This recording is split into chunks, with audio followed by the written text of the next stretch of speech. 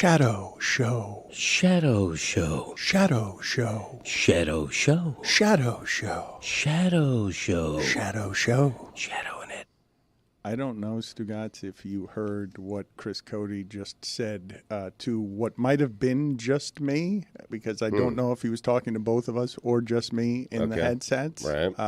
But our erstwhile executive producer just got done saying to me, as I saw Roy being fitted for a powdered wig, I don't really know what we're doing today. That's something that he just said to me. Leadership. Seconds ago. We're about to start. It takes a real leader to admit that. Yeah, that's true. A lot of people would fake it in this instance, and he's like, I don't know what's going on, man. Wondering what Ready, happened. go. Like 2.5 months ago, I was informed that we wanted to do this great show that drove voter awareness, registration awareness, checking your status. And I was basically just told right then and there, Chris is not going to EP this show. You're going to EP this show. And I was like, why? But I kind of get it, given the stakes and given Chris. Plus, I'm down the middle, so you don't know where I stand. This show is also down the middle. I'm gonna take all in the information today. Just take it in, digest it, swallow it, and then decide. When's the debate start?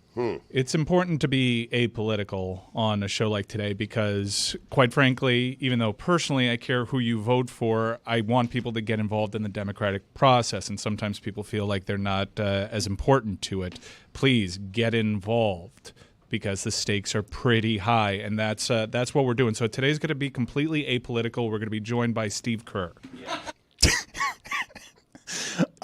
We are going to attempt before that to be apolitical. It's funny to think of us as apolitical while we're trying to revive something I thought was long dead, which is the telethon.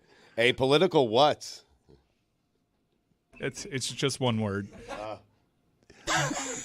Did you guys not think the telethon was dead? Is this a telethon? Are we doing a telethon? Because it's a textathon, no? It's being called a telethon, and I don't think we're doing those anymore. You can't do a telethon without phone lines. Okay, but there are texts. Is the modern, because we're asking people right now to text the word Dan to 57568, and all you're doing is registering to vote or checking your registration status, and we're going to give people, believe it or not, Stugotz, a chance to win a sports vacation where we're going to... What? Yeah, we're going to send somebody and a friend, travel, hotel, ticket, $500 of concessions and merch. And you get to pick it. You name the game and the team, yes. Yes, except for playoffs. You pick the team, you pick when, and we will send you there. We'll fly you there. We'll give you $500 to spend. It's a great deal. That's what Lucy does every weekend. It's a chance to be Lucy. It's a chance to win. Now, when we say any game, it's not only just except for the playoffs. I'm assuming you can't go see Barcelona. Like, I'm assuming that you're not. If you're saying any sporting event, yeah, right. It feels like a bribe anyway.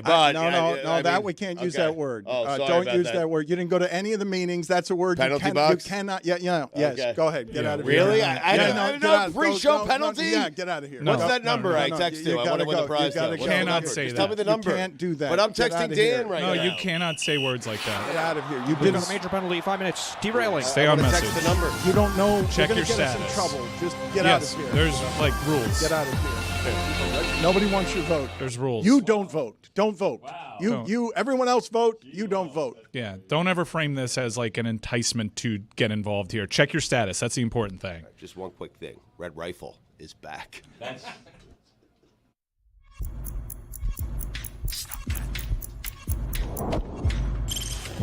Stop that. Stop that. Stop that. I hear him chatting the noise. Move too quick, can't stop for the talking. I hear him chat with the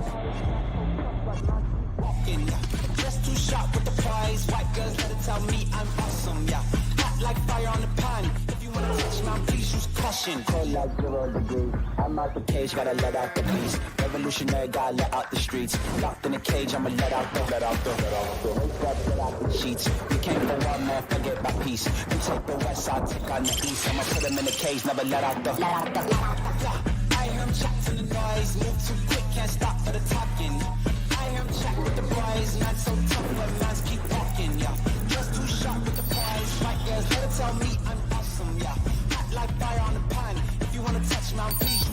Stop that. Stop that.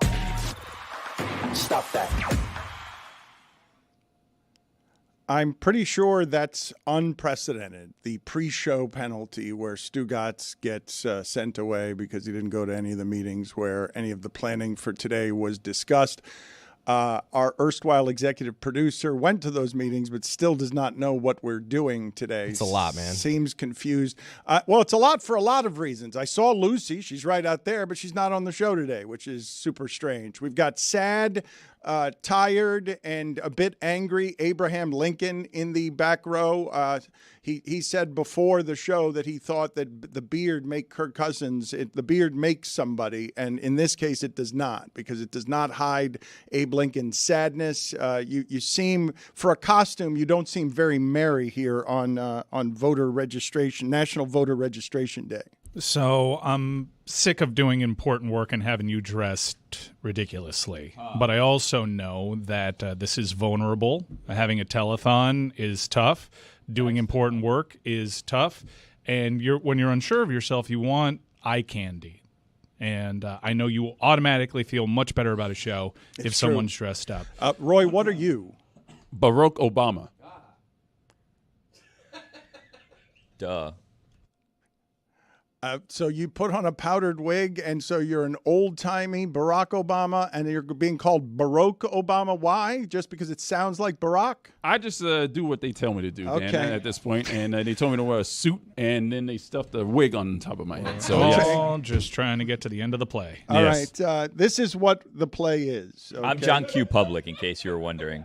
Nobody was. And this down the counts middle. as a grid of death payoff. I'm down the middle, Chris. He's Joe the plumber. Can we get our timing right, you think? You think we can get our timing right? As a group that's worked together before, you think we can get that right? Yeah? No. So I'm asking you to text the word Dan to 57568, or you could visit headcount.org/Dan. The entire show is going to be live today. And all we're trying to do is make sure that you register to vote or just even check your registration status. Headcount will make sure you get the information that you need. It's a nonpartisan organization, Headcount, and so that's what we're going to be doing all show today, and we're going to be live all show. We're not going to stop to tape anything. We're just going to keep going all the way through. You're going to get all your Andy Dalton information live. I want to underscore checking your status, because there might be people listening to us right now that are pretty certain they're registered to vote. However, they may be living in a state that has all sorts of screwy rules, and maybe they're no longer eligible for absentee voting. So checking your status is the best way to make sure you're still good to go, because every state is different. Thank you, Abe. Yeah, anytime. Text Dan, the word Dan, to 57568, and just get in the game here for your chance to win a legitimately good prize, a sports vacation from our show, the ability to be Lucy. Like I said, like Mike said, Steve Kerr is going to be on later in the show, and Keegan-Michael Key is going to join us here in moments. But I have something legitimately funny to bring you guys that I did last night. I don't know if you ever do this. How often do you leave a game that you have bet on before the end result and leave it as a treat for yourself in the morning, as you will learn in the morning whether or not you won your bet or not? How often do you guys do that? Every time Hawaii plays a midnight game at home. Man, who are you talking to? All the time. 80% of my action is happening in Southeast Asia. No, I'm not. I think you guys aren't understanding the question I'm asking. I'm not asking you how often do you gamble on games you're not watching. I watched the Monday night game until there were 2 minutes left, and I have come in this morning purposely checking just the score. I don't know what happened at the end of that game, but I went to bed thinking I was going to win Eagles -5.5, right, with a field goal. I checked out, Stugotz. I have been using, I've had trouble sleeping over the last 2 years, and I've been trying a lot of holistic melatonin-type remedies in order to get better sleep. Mm-hmm. And at the 2-minute mark, I had nothing left. And so I'm like, you know what? You were out of gas? I'll find out in the morning how it is that I did. But where I left the game is what I thought was a really smart play by the Falcons at the 2-minute warning on purpose, getting an offsides call so that you could automatically give Philadelphia the first down and not a 3rd and short or a one of these things that they can get. And, they declined the penalty? Nick Sirianni was like, no. I'm too smart for what you're trying to do. We want to decline. And then I'm not going to give it to a dude that's averaging 9.6 yards per carry and give it to Gainwell and turn it over on downs. That was lost by that coaching staff and Nick Sirianni, who appointed some of these coaches. Yeah. Well, but before you get there, do you understand my confusion? So let me walk you through this. You're wondering how you lost. Stugotz, I didn't even see the penalty declined, okay? So I'm learning that now. I turned it off, and I'm losing the bet. Because at the time, the Eagles are only winning by 3, and I've got them minus 5.5. But they're clearly in field goal position. Atlanta's got all their timeouts. So I'm assuming Philadelphia is not going to get a first down. They're just going to run the ball 3 times and kick a field goal. They might try to get a first down and just end the game, but they're not going to throw the ball. That's not there's no way they're going to throw the ball. They'll take the field goal, and they'll make Kirk Cousins go the length of the field with 30 seconds left. They threw the ball. Well, so this is my confusion. So imagine my confusion this morning when I'm checking my phone just to see if the Eagles have won by 3 or by 6. That's all I'm checking for. And I'm looking through a foggy sleep. Wait a minute. How did the Falcons win that game? It's not possible that the Falcons won that game, not seeing it. Eagles ran into a buzzsaw by the name of Primetime Kirk. Yeah. What happened? What did he do at the end of that game? He grew a beard, and he looks like a different person, and all of a sudden, he's more confident. Growing a beard gave Kirk Cousins something that has eluded him his entire career. Yeah. Aura. Yeah. Mike's right about that. No, he had aura on that plane when he was wearing the chains in Minnesota. I guess. That was aura. No, shirtless. Well, when he took off his shirt, you're like, whoa. Yeah, well. Hello. How about Washington? How do you like me now? He had some aura there. It was, you like that. Yeah, that one. What he said. Is that a fine? But everything that was confused. How do you like me now? Everything that was projected as aura was really just us laughing at Kirk Cousins. He was the butt of the joke. Right. But he grew a beard. Yeah. And now no one's laughing. I know. Dan, what happened was on 3rd down, they threw a pass to Saquon Barkley that should have been caught, in all honesty. He dropped that pass. They then kicked the field goal, and the Falcons came down, and they won the game. But had he run the ball there, it would have run out a lot of the clock, not all of the clock. And it's the logical thing to do, and Nick Sirianni probably lost his job because Belichick is lurking. Truth be told, Atlanta made it down the field so easily and quickly that I don't even think them milking the clock more would have mattered. It was a double too much time left on the clock situation. And then Jalen Hurts threw a bad interception. Yeah. I'm legitimately surprised given the weekend of constipated offense that we saw and what I watched throughout the entirety of the game. How did Kirk Cousins go easily down the field? Is Billy blaming Fangs? Is he blaming Fangs? Oh, Fangio sucks. Bad day for Fangs. Wow. It's been a bad 2 seasons for him, really. He's lost it, right? Whatever he had, whatever aura he had, I think is gone. I don't think anyone believes in him anymore. Do they? Does anyone? Kirk looked different. He looked different in the 2-minute warning. When they have a full drive, they don't look the same. You get him with 2 minutes to go. 2-minute drill, totally different. Yeah. And it was the beard that made him look so different. Put it on the poll, Juju, at Le Batard Show. Did the beard give Kirk Cousins aura? And what else are you claiming about beards in general, Mike? Are you saying this should be on the poll as well? Everyone should grow a beard. But doesn't Sirianni have a beard? Yeah, but there's just too much to overcome with him. Right. Well, what's not being mentioned here is the unsportsmanlike penalty at the end of the touchdown that sent that extra point 15 yards backwards. Yeah. Shooting the gun in the gun in the air. That's not a good look. But they overcame it. I mean, it could have sent the game to overtime, Dan, and then you may have, won against the spread. What also is not being mentioned is, I think the first scoring opportunity the Eagles had on a 4th down, rather than kick a field goal to go up 3-0, they decided to go for it. They didn't get it. It's 0-0. Had they kicked that field goal and converted, then the field goal in the 4th quarter would have made sense because that puts you up 9. All right, let's not keep He's this fired. man waiting anymore. Please stop doing that. You're Well, just what do you going to mean? do that with every coach, every weekend. You're going to do that. Belichick, you're going to replace him with Belichick. Belichick was good on that Manning cast last night. Philadelphia. Manning. Belichick was bitter about Atlanta. Clearly and angrily bitter because they didn't hire him after 2 interviews. He's still holding a grudge. But let's not keep Keegan-Michael Key waiting any longer. We have not talked to him since we obsessed over that remake of Predator that he was in. And I legitimately believe this man is as talented as anyone who's doing anything in Hollywood. So I'm always thrilled when he makes time for us. He has been an advocate for voting rights, so he would tell you as well to text Dan to 57568 to be part of our register to vote, or check your registration status here on National Voting Registration Day. And he's also in Transformers 1. So, Keegan, it's nice to see you again. Thank you for making time for us. We have come a long way in these Transformer movies. This is an animated one, and it's getting great ratings on Rotten Tomatoes. We've come a long way from the Megan Fox days of Transformers. Dan, good to see you. Good to hear you.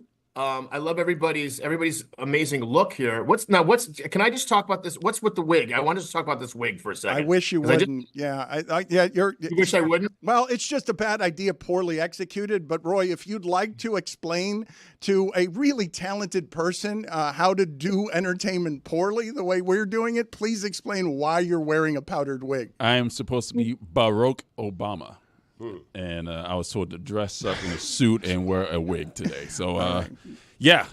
So you did execute. You did execute it. I executed it. Order. Yes. So you actually. I love the word execute because it sounds like someone has done it well, whether they've done it well or not. You just say, I executed the order. But I went, okay, now I'm satiated. My curiosity is satiated. Yeah, no questions about Abraham Lincoln, though? No questions about sad, angry Abe Lincoln? I'm pretty straightforward. Sad, angry Abraham Lincoln. What question would you have? You look like a vicomte from Dangerous Liaisons. That's what he is. Like he should be going to a duel or something like that. It's funny. We have come a long way. I was trying to figure out that first Megan Fox, Shia LaBeouf. Was that 2007? I don't know. I think that first movie was 2007, and so it's been. This universe has been around for quite a long time. The interesting thing is, it's actually been around. If you're someone like my age, it's been around for 40 years. Because I used to watch the cartoon when I'd come home after school in 1984. And it's been a real fantastic and it's been an honor really to be to be added into this franchise, especially during this film. I figured you'd be too old. Weren't you a teenager about the time that you're talking about there? I was a teenager. I think so in 84. So in 84 I was 13. So I was watching it. Yeah, I was coming home from junior high and watching the show. And then I also went to go see the animated movie in 1986. I went with my friend Dave McFarland. I still remember my buddy from high school, and we went together to go see the movie, and we were super excited. And the most jazzed thing we got like hyped up about was that somebody swore in the movie. And it was a really random off-camera swear. There was like this one human character who used it, like cursed. And we were both in the movie theater going, "What? He just said the S word." It was crazy because it was this random thing in the middle of this animated movie. Right in the middle of this animated movie, this guy just drops an S-bomb, which you don't hear very often. Everybody drops an S-bomb almost every day. I always have a lot of questions for you about your career, and but I will play a clip. Let's play a clip here of the movie Transformers 1 that features his character. And I will say, I don't even know if he's a classically trained actor, but he does song and dance and can do Broadway and can do anything in acting. I imagine that might be highly offensive if he actually is. Well, I just don't know. I believe he might be. I just don't know if he's got classical training, but he comes off as somebody who absolutely does. I am a classically trained actor, so there is that. We are now playing the clip right now. We are playing. Did you start out in the theater? He's just standing there. looking like smug Abraham Lincoln. He's like, I believe he is Cassidy. Did you start out in the theater? I'm sorry. I got in the way of the clip. I'm sorry. Theater. I was just going to do an assassination joke. Just keep it moving. Let's play the clip here for the classically trained Keegan-Michael Key. You can call me B or Badassatron. It's a nickname some of the guys gave me. I don't know. I didn't give it to myself or anything. Actually, it's pronounced Badassatron. Have you done a lot of voice work like this? Have you done a lot of voices in movies? It's a different kind of acting, right? It is. It's a completely different animal. But I've done several animated films, and I've done a lot of voice work, which is really fun because you kind of get to be a little more exaggerated when you do animated work and voiceover work, because you're trying to vocally match how exaggerated the cartoon looks. And so it kind of gives you license to be really broad and go overboard.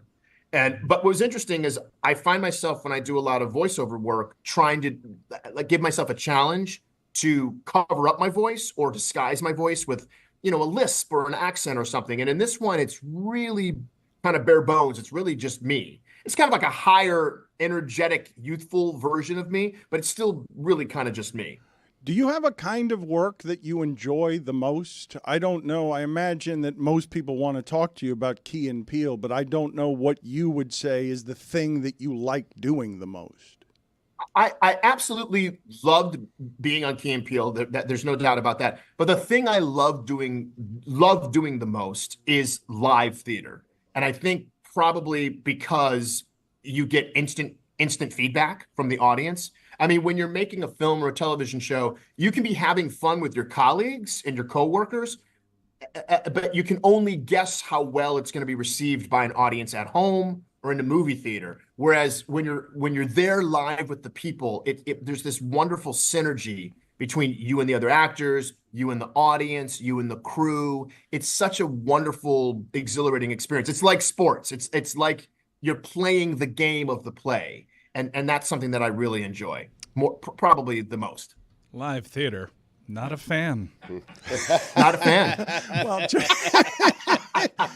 you haven't seen, Dan. You haven't seen the right shows. That's what it is. Well, you just haven't seen the right shows. I'm a fan. Abe Lincoln's not a fan of live theater because of what happened to him. I missed it. Yeah. Of course. It's okay. Well played. He got shot in the head. Played. Right. Yeah. John Wilkes Booth. He was killed, Yeah. At the old Ford Theater. Yes, sir. When people want to talk to you about your roles, what are the things that they want they want to talk to you about the most? Absolutely, number one always is the substitute teacher. They want to tell me that they have a friend named Balake or Jay Quellen or D Nice, or my name is people say, my name is Aaron. You ruined my life. Thank you. So that's usually the thing that thing caught wildfire years ago, and it's still going strong. And there some kind of magic happened, and we're not sure why, but we love it, and I think we're blessed that it's taken on a life of its own. So that's the thing people talk about the most. Yeah. When you say you don't know why, when you were in these things, did you know? Because I imagine it was a lot of fun to do that and enormously hard work as well in a way that people might not understand. Yeah, it's interesting that, Dan, one of the things that's so fascinating about our job is that there's very little science to it. You never know what's going to catch fire. And the only thing I could ever put my finger on, the two most popular sketches on Key and Peele are both about names. It's about switching people's names, changing people's names, or highlighting the fact that people have unique names. And I don't know what to attribute that to. I'm not an anthropologist, or a psychologist, so I don't really have a take as to why. But there must be something. The thing is that sometimes the stuff that you have the most fun doing will be the least popular thing, and sometimes something else that you do, you go, oh, that was pretty good, and then it somehow blows up. There's really no rhyme or reason to it. You can't- never it's hard to know. You never knew. You never knew breaking up, laughing, and doing something that would be the one that echoes. I never knew, because I remember when we did that substitute teacher sketch, I remember thinking this is a super solid sketch. And at that point in time in my life, I'd been doing sketch for 12 straight years. And I thought to myself, this is a really good sketch. I'm going to give it my all. I'm going to play it. I actually thought to myself, I'm going to play it as seriously as I can. I try not to wink at the comedy, because it's always very important to me to remember that the characters in the sketches or the movies or the TV shows, whatever I'm doing, they don't know they're in a comedy. So you have to remember that they don't know. They're just living their lives. And we didn't break up a lot. We improvised a ton in that sketch, but we didn't break up. We didn't laugh a ton. It just was like really well done. We had no idea that it was going to get into the public consciousness this way. And then there are other sketches that I did where I thought, God, this is so much fun. It's got to go well. And it did. So yeah, there have been times. There actually have been times, now that you mention it. Well, how about this one? Because Barack Obama, the actual Barack Obama, not our unreasonable facsimile in a powdered wig. I want to put side by side in B-roll here. You guys were making fun of, and it was funny, of Barack Obama. Jordan Peele was handshaking and dapping up white people and black people differently. And Barack Obama, go ahead and run that for Keegan-Michael Key so that people can see that Barack Obama seemed to be doing this with NBA basketball players on purpose, but I'm not totally sure that he was it's the same thing. So tell us what you're watching here, how he shakes Steve Kerr's hand and how he shakes everybody else's hand. I love that somehow, I don't understand why, but I love how somehow Steve Kerr is more black adjacent than the other coach. The other coaches, like that Steve gets the hug. It's so funny to me that, and I think, maybe I'm being naive, but I feel that what the president is doing, the former president is trying to make everybody feel culturally comfortable. And so it's actually, he's like physically code switching, which is it's a fascinating cultural phenomenon that we have. But anybody, it's funny. I'll meet other black people and it's like, it's hugs all around, a complete and perfect stranger. And it's just hugs all around. And he knows what I'm talking about. Powdered wig Obama knows what I'm talking about. Yeah. Do you miss Key and Peele at all, or is it you're all about growth in your work? It's obvious. So is that something that you miss, or did it live and do its useful thing for you, and then you moved on to other things? I think the way that you just put it is perfect. I think that it lived its useful life. Key and Peele always holds a place in my heart. It's very special to me and to my life and what it's done in my career and helped me do in my career. With that said, if there was, if there ever was talk of a reunion, I would probably more than likely say yes to that. I enjoyed working with Jordan so much, and we enjoyed each other professionally and creatively on such a profound level that I would love to do it again. But it was a season in my life, and I think it kind of served its purpose. Have you talked to him about whether he'd be as interested in that as you are? Because everybody would love that. We have discussed it. We've talked about it lightly, I should say. And he kind of is where he is, and I am where I am. But if I remember correctly, the last time we discussed it, Jordan said everything in its right time. So if the time comes back and it seems like it's right for us to do it again, it'll present itself, like the universe will present it, and then we'll pursue it. So yeah, we do discuss it sometimes. I was just with him this last weekend. We had dinner and with our wives and had a wonderful time. And I miss him because I live in New York, he lives in Los Angeles, so I miss him. So if that opportunity came up and it was right, I believe we would do it again. Transformers 1 is in theaters this Friday. I really will watch him, whatever he's doing, because he is so wildly creative. Stugotz wants to ask you a sports question. Well, I asked the important questions, okay? What do the Lions have to do to bounce back and beat the Cardinals this weekend? I think, first of all, I think Aiden Hutchinson, I think that those 4.5 sacks came at just the right time. I think it boosts his confidence because I think he'll stay after Kyler after Kyler, and I think that he'll get to him a couple times. I mean, I know how nimble Murray is, but I think he'll get to him a couple times. This is how I chalk it up, and this is not it's just my own personal opinion. I just think that Jared had an off day, much like he did last season during the Thanksgiving game. He just had an off day.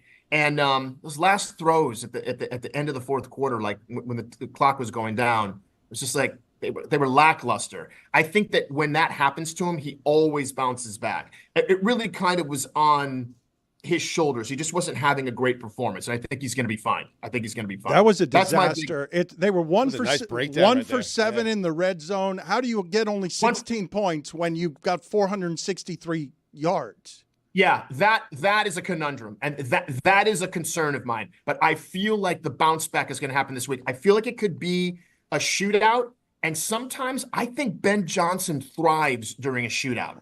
So I think it could be a shootout. I'm thinking about those two secondaries, and if everybody slots in where they need to, it's going to be a really entertaining game. My God, Marvin Harrison Jr. Yeah. Yes. This kid just arrived. Yes. It's always nice seeing you. He did arrive. I was debating that yesterday. Yes, always nice seeing you. Always nice talking to you. Again, Transformers 1 in theaters this Friday. Thank you, Keegan. Nice seeing you. Thank you. You too, Dan. It's always a pleasure. Take care, Stugotz. See you, buddy.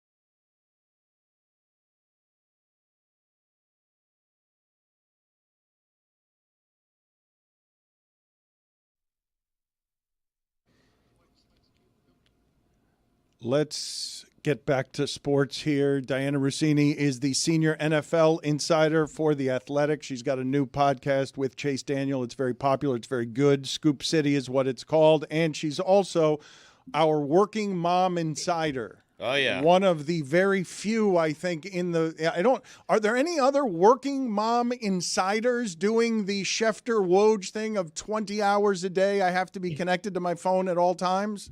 I know. I was checking out my screen time the other day just to look at it, and I was like, this is so bad. This is really bad. This is unhealthy for my brain. This is unhealthy for my lifestyle. I mean, most moms are managing the screen time of their own children, right? Because like you just stick that iPad in front of them so you can do something, accomplish anything.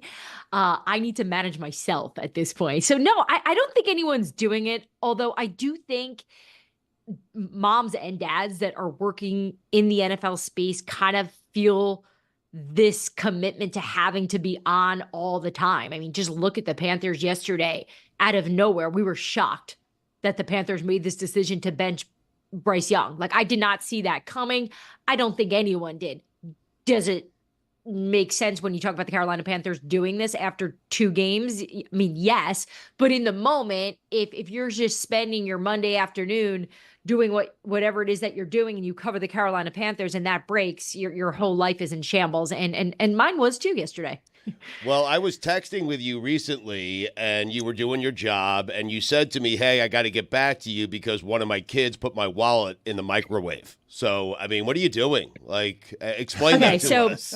Because you guys have known me so long, like I'm just a walking hurricane, right? So, the way I can keep myself organized is I have a wallet that goes on my cell phone. You know what I mean? So I like keep my license and my credit cards on my phone. I never take it off, ever. I always keep my phone in that case.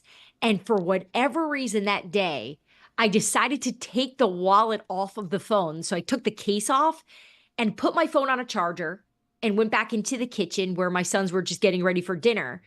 And my oldest, my 3-year-old Mikey, took the case, put it in the microwave, and it's like toddler height, threw it in there, pressed start, and walked away. I didn't know that he did that. Oddly, right around that time, my little guy likes to blow out candles because he thinks it's everybody's birthday every day. So he had just blown out a candle, just as this is all happening at the same time. My husband comes in the house. He goes, "What's all this smoke?" I go, "Oh, Joey blew out the candle. He, happy birthday to whomever it was that day." And he said, no, there is a lot of smoke, like a lot. So he opens up the microwave and the phone case and all my credit cards caught fire. And truthfully, guys, I just think that was my son rebelling. I think he was like, he associated that wallet with my phone. It was like, I'm over it. Yeah, I'm over this thing. I'm going to cook it. That's funny and sad and terrible. Well, the first question I asked her was, is the phone okay? Not the kids. Yeah, is the phone okay? The other one, the one that's not putting things in the microwave, Joey, is regularly playing with fire and candles. I never thought about that being a concerning issue, but I'm glad that, this is why. Chasing down Bryce Young stories. I mean. It's a group effort. It is a group effort to manage these children while I'm doing this job, because I never considered the fact that it is very bizarre, odd, and unsafe that every day after school, I let my son blow out the candle in our kitchen because he just loves birthdays. He loves his own too, because every time we have to do the fake song just to keep him happy. And we just say, happy birthday to Joey. So technically, Joey's like 190 right now, based on how many birthdays we've celebrated. But just the collision course, Dan, of all of it, just the fact that I allow the 1-year-old to blow out the candle, the 3-year-old's cooking my phone. My career's probably cooked now because of it. And I'm sure Child Protective Services will be shut down now. I'm not even kidding when I ask you what level of panic sweeps over you when you can't have a phone for however many hours, a phone with all of your contacts. I know you could back it up, and I'm sure you've backed it up. Well, no, you didn't tell me you didn't back it up. What? So recently I checked that because I had another situation where my phone was in my pocket and I was picking the boys out of the tub and it fell out of the pocket and went right into the water. And we've all been there, right? You've all dropped them in the toilets, in the sinks. Every human being has been there. And you're like, no. And I pull it out and I ran downstairs to find a bag of rice, do the good old rice trick. You all know that now, right? You stick your phone in rice, you let it sit there for a few hours. And I'm just praying and hoping the phone goes on. And my husband goes, what are you freaking out about? We'll get you another phone. You have all your stuff backed up. I'm like, Kev, I don't think I have it backed up. I don't remember the last time I did it. It's like, oh my gosh. Well, the phone turned on, thank goodness. So between that moment and the fire, we did back it up. So I'm good. But I will say the fact that even my own husband's reaction when he pulled the microwave open, right, to go, what is in here? What is this? What is on fire? He's like, Dianna, it's your phone case. Oh my God, your phone. I'm like, no, don't worry. My phone's in the other room. So the parental guidance here is not going well because everyone is very concerned about my phone and not the safety of my children. But I will say Mikey now walks by the microwave every day and goes, smoke. I'm like, yep, smoke, Mikey. So you just left the kids in the bath? I mean... Oh, yeah. They're safe there. Water's safe. Water and fire, both of them, totally safe. Put it on the poll at Le Batard Show. Have you ever dropped your iPhone in the toilet? Oh, the worst. You mentioned Bryce Young and the shock of that, and I saw a lot of people trying to be very supportive yesterday with the idea of his career is not over. But he better be awfully strong given what the Panthers have done to him, like in terms of his grooming in this sport, because I feel like it could be done if he's not really strong. So I've got a couple issues with the situation there. And we could probably spend the whole show going through this organization in a deep dive in terms of the stuff I know and the stuff that you guys can just casually see as viewers of the game and seeing how they're making these decisions, starting with just the infrastructure, how this organization has been built. It's easy to laugh and say, what a joke. But the reality is it's not run well, starting from the top with David Tepper, who is involved in all of this. And Dave Canales was brought in here to fix the quarterback and to improve it after he went through a lot in his first season with Frank Wright at the helm and a lot of different voices in his ear. So here we are now headed into week 3. They benched their number 1 overall pick. But I just think we need to highlight that we're talking about the number 1 overall pick. 2 years ago, there were discussions happening all across the league. Should the Panthers go for Bryce Young?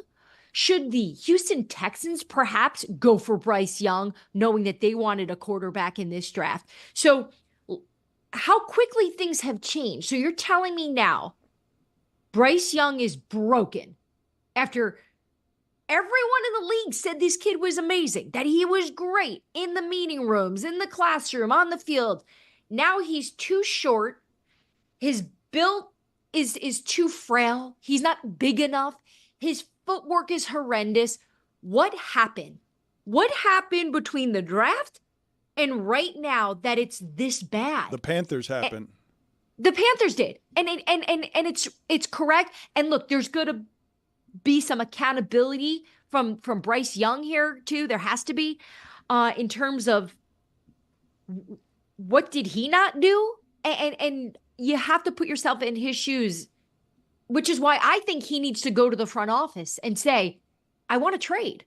Like, I don't know if this is beneficial for the organization, but what you guys have put me through here, it's not right. It's not fair. So now you have to think of this or look through the prism of the team of, all right, well, what are we doing? And I've had people ask me too, well, maybe this is a mental rest. Maybe they're just going to take a break, work on him, improve him. No. That is not, you don't do this. You don't make a move like this to just take a mental break here, siesta, to figure out how he's going to get back, because the mental damage is going to be there. It's there. They obviously haven't been able to find an answer. And so now it's Andy Dalton's team. Did you enjoy Belichick as much as I did on the Manning cast yesterday? Not just that he had the space to break down football in a way I'm not hearing anywhere on television, because there's not the space for it for someone to be as brilliant as Belichick is in that space. But also because he clearly is mad still that the Falcons made him interview twice and didn't hire him. I'm so glad that you saw right through that, because I don't think everyone did, because I saw a lot of responses to him talking about that game and Atlanta. And I think Bill is brilliant and he can play a mental chess match with anyone. And I think it was tough for him. All right. I think the temptation was, Peyton put him right there, just set him up beautifully to be like, let it rip, Billy, let it rip. And he did. Yeah. Is there frustration from Bill Belichick's point of view that he had this job? Guys, this thing was moving in the direction I was reporting. Bill Belichick is going to be getting this job after a couple more meetings. He was getting his staff together. And then all of a sudden, it was a Saturday afternoon, I got a call. And this thing just shifted. Straight up hard right turn. And you have to wonder what happened. Well, Bill knows what happened. There were voices in the ear of the owner that prevented him from making that decision, Arthur Blank, from saying Bill Belichick is taking over the team. And the voices won. And Bill was on TV last night talking to him about that, because he knows and he wanted the world to kind of know, yep, that was my job, and they messed it up. Bob Kraft was one of those voices, according to the reporting of Don Van Natta and others. Yeah, I think Rich McKay had a big say there. He has a lot of juice in that building. I think there were a lot of people who did not want Bill Belichick to take over their organization, because that meant that they were going to be out of a job. And I don't know. I am not an expert on, did the Falcons make a mistake by not hiring Bill Belichick? I can just tell you what I know in terms of how it was tracking. And so it goes from Bill Belichick to so close to getting this job to now walking around the link with Matt Patricia right behind him, which, by the way, Matt Patricia, onions, walking around the link after you were fired just 7-8 months ago. I think that's wild that he had such courage. I don't even like to go to Philly after a loss, and I have nothing to do with it. But he's with Belichick. Just the general energy, just the energy of it. Yeah, I just don't want to be around those people. Right. Like, even just this morning, my husband said 2 words to me. He's an Eagles fan. And I'm like, this can't be a thing. Like, I don't want to be the household that is shaped by the result of a football game. Like, A, grow up. B, you're a father. I don't want our children having a culture where mommy and daddy's tone in this house is based on the result of the Philadelphia Eagles. Who cares? So stupid. Isn't it a case, though, where while we don't want daddy to be moping around because the Eagles lost, we also don't want mommy moping around because she missed the call on some offensive coordinator breaking news? And like, the house is on fire. I bring it up all the time. I said, I don't care about the wins and losses. Right. All this house should be focused on is how to give me ability to do my job at a better level. I've asked him to quit. I'm like, I don't care about your job. I don't care about your career goals. I don't care that you work 50 hours a day. Poor guy. You have contributed really. He gives everything to the company. He works for Shake Shack. He does so much for this company. I want him to quit, but he won't do it because something about just like personal growth or something. Your fights, whatever it is, your fights must be so good. Well, she always wins. But they must be so good. I'm imagining your fights as being sort of cartoonishly funny. We laugh a lot in this house because if we don't, we're going to get a divorce because there's so much pressure in here just from, and I say in here because I'm in it right now, because it's created by me. He is tremendous at lazy rivering my personality. He learned early, I think probably talking to my dad, like, just let it go. Just don't react to her.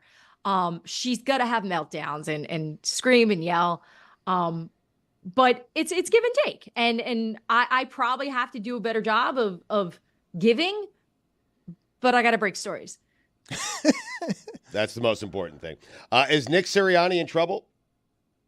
I think Nick Sirianni is going to be in trouble all year long. I think he kept his job because Howie Roseman believed that he is a coach that has had success and deserved a chance here to grow a little, make an adjustment, which the adjustment is, hey, I'm handing over all the play calling and the offense to Kellen Moore, and I'm now going to be the CEO. He's a true head coach now, overseeing it rather than being all in it.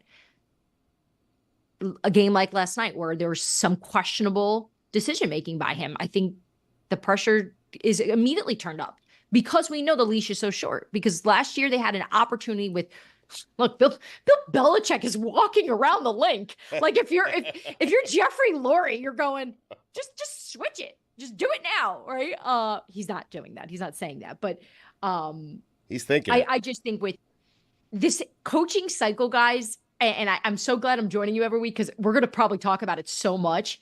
Just with the sharks in the water right now, with the team, with these guys who are available, who are going to be able to step right in the second it goes bad, it's definitely making a lot of head coaches uncomfortable this year. Stugotz, I regret falling asleep at the 2-minute mark, not because I didn't get to see the result of the game, but because I didn't get to hear how insane it must have made Peyton Manning and Belichick to see the end of the game managed that way. Oh, yeah. Like, it must have made them crazy. Yeah, it's actually my favorite part about Peyton Manning. He's got tons of skills. Obviously, he's so talented. But I appreciate how much he hates bad football. You know, and whenever you're talking to, we'll call him the losing coach on Sunday night or Monday, as a reporter, and you know, you're kind of going through a journey with them emotionally, listening to all the gripes of the game and the plays and the decisions that they wish they could get back. The dumb football is the stuff that I think is just burns into the souls of these coaches, and obviously players and coaches like Bill Belichick, where those small details are what changes teams. And it's why there should be so much emphasis on game management, even though it can be kind of boring to the average fan. So to hear Peyton Manning, the greatest at probably it, and Bill Belichick also obviously great at game planning, to see the decisions made by Nick Sirianni last night, you know, just take the points, Nick. Dianna, nice to see you. Go take care of your family. Take care of the important things. Get your priorities in order. Scoop City is the podcast she does with Chase Daniel. She's the senior NFL insider for The Athletic. You will hear her on God Bless Football and here throughout the season. Thank you. Nice seeing you. Always nice seeing you, Dianna. Great to see you guys. Thanks so much. And thanks for the parental counsel there. I appreciate it. Keep stuff out of the microwave that's electronic. Happy birthday to Joey again. He has no and again, kids and he knows again, this. And again. Yes. We've still got sad, angry Abe Lincoln back there. We've got powdered wig Barack Obama. I'm not sure why we're calling him Barack Obama. Is it because you can sing deeply in our musicals? If it ain't Baroque, don't fix it. Look how happy he is with himself, even though it doesn't make sense. It's got like, it's Ron Burgundy of Anchorman. It doesn't fit where he put it. No, it fit perfectly. You were questioning why we're doing it this way. Yeah, Greg's right. It's working out well. I mean, it's habits, right? Text Dan to 57568 or visit headcount.org/Dan because we are doing a telethon, even though I don't think we call them telethons anymore, about registering to vote and checking your registration status. We're asking you to take action now for a chance to win a sports vacation. I think that Stugotz he keeps texting from everyone's phone because he wants to win this. I don't think one of us can win this. I don't think one of us should win this, but you can get 2 tickets to a game of your choice, a team of your choice, except for the playoffs, and I think except for outside the United States. Travel and hotel, you get $500 for concessions and merch, and it's not going to cost you anything. Like, it really is the easiest thing in the world to do, to text the word Dan fan to 57568 and tell your friends. And if you tell 3 friends, you'll have 3 more times chances to win. So can you guys tell me what happened with Chris Cody's friend Peter Burns of ESPN? Holy crap. This was a crazy story. Peter Burns, he's a SEC football guy for ESPN. He filled in for you guys a few times over the years when we were there. That's how we got to know him. And he's just a cool guy. And I just am scrolling through Instagram last night, and I see him doing a thing, and I start watching harmlessly. And he starts going into this crazy story how on Saturday night after their broadcast, they were out at some barbecue joint with big Greg Sankey was there, the SEC commissioner, and they're shaking hands, having a nice important dinner. The dude just started choking on a piece of steak, Peter Burns did, and he had to have people come over. Multiple people tried to give him the Heimlich. He started seeing blurry and started thinking about his kids and how he was going to die until some big Iowa fan came over from another table and fractured 4 of his ribs to finally get the steak out of his throat. It was just it's one of those things you think about it with little kids. You're like, oh, you gotta make sure you don't choke on that. I haven't thought about adults choking ever. It's just it's not something you really think about. I do every Sunday. But it's a crazy story of just a guy in a group setting almost dying. Yeah, 1 minute and 45 seconds that lasted Terrifying. of him trying to, and many people tried to get the steak out, and that's how he cracked so many ribs. Is everyone took a turn essentially trying to save his life, and just as he was losing hope and things were starting to black out on him, they finally got the steak out. He was really emotional talking about it, not super emotional, but just grateful because he's dying for essentially 1 minute and 45 seconds, and he's trying to balance all those different things. It's a wild story. And he loves the SEC as much as anybody I know. I can imagine that this is not the worst way to go out, though. If you did in front of Greg Sankey. It's pretty bad. You're more impressed by the SEC commissioner than anyone else in the room was. I'm just saying, what a random thing to be like. It was like a throwaway line. He's like, yeah, we were at this barbecue joint. Greg Sankey was there, of course. And it's just Have you ever been around that happening in real life? Oh, I have not, but what he's Greg describing. Sankey, Ooh, what a presence. You want to talk about aura. What Chris is describing is horrifying. It must have felt like so much longer. That's the longest 1 minute and 45 seconds of his life.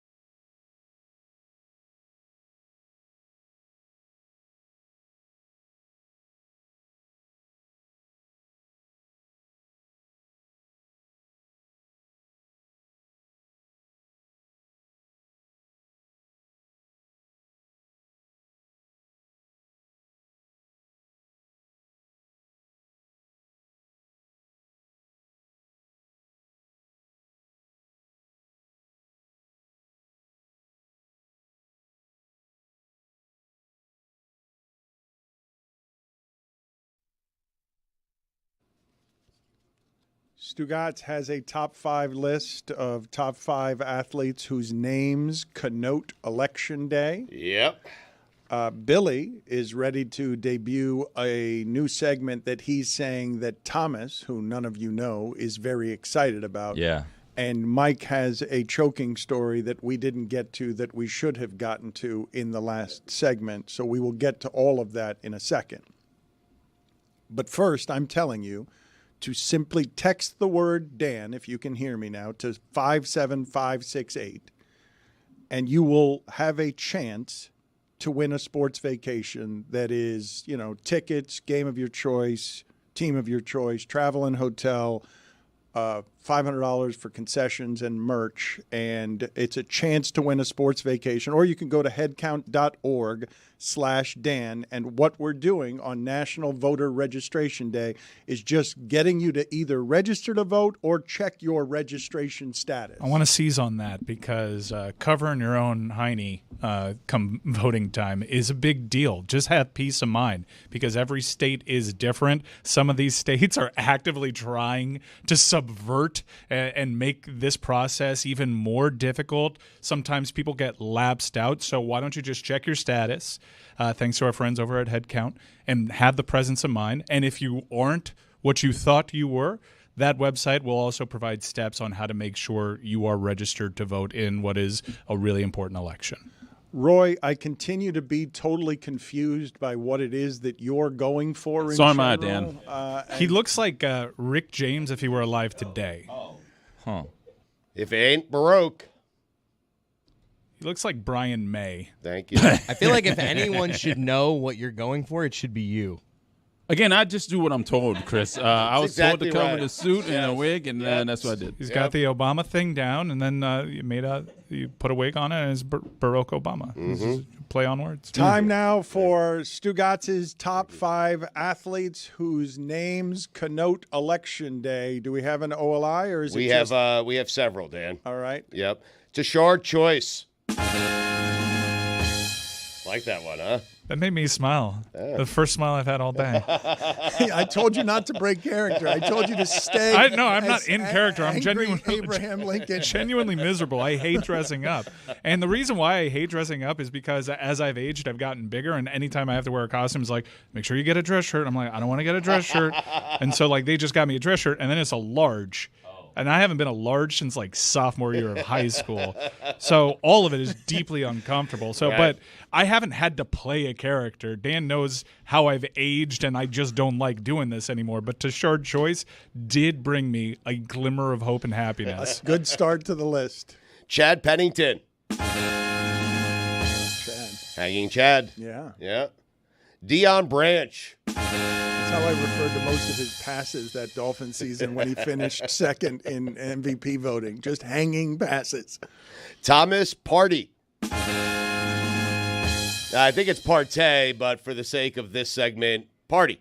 I'm glad you mentioned that because Thomas Partey? Yes, because some of you might have thought that Jason Kelce last night. Can you put this in picture, please? So good. That he was at a party, but he was not. He was at a partay for sure. This guy this guy enjoys his life. Big difference. In a way big men rarely do. Yeah. He was also really good. Yes. At the in the broadcast booth. Yeah. And we've thrown out theories because I don't know if you've seen the reports. The Manning cast ratings have really fallen off badly. And maybe they just need to breathe new life into it. The concept is what it's always been. But Jason Kelce went into what I think is a real reason as to why the Manning cast is down. Is because the Monday Night Football broadcast has improved so much with Joe Buck and Troy Aikman. And Jason Kelce, he really shined. It made me want more of that 3-man booth. Stump Mitchell. Michael Gallup. It's a good list. Number 5, Darryl Talley. Number 4, Calvin Booth. Number 3, Early Wynn. I don't know how old Early Wynn is. I'm not sure about that one. What do you mean? Early vote. Okay. Winners, losers. Okay. Yep. I mean, Number 2, Dick Pole. That's not how he spells. And number 1, my list, Campaign. Oh, wow. That's a good one. That's a good number one. Great list. Campaign is Yes. excellent. That's one of your finest number ones you've had in a while. Billy, are you displeased, or were you the one who produced it, and therefore your face suggested something less than pleasure at campaign? No, it was a good list. It was a good Okay. list. Yeah. Dick Fool. Thank you. I miss that. Well, Dick Fool. Well, you'll be happy to know that this Friday, the first episode of the oral history of the Dan Le Batard Show with Stugotz drops, and you may hear a familiar voice. I thought you said earlier this week that you weren't going to tell anybody what the big surprises are on that. People are going to I didn't. love that. I didn't give away that the big voice is going to be featured in it. Dick Fool. Billy, I have very much enjoyed you watching, and you've seen this. You've seen the delight on my face because you and Thomas, every once in a while, you're huddled in a way that feels like you're conspiring on creativity. No, I don't want to do this, Dan, but Thomas is a pest, and he's always bugging me with these ideas. And it's like, can I just eat, please?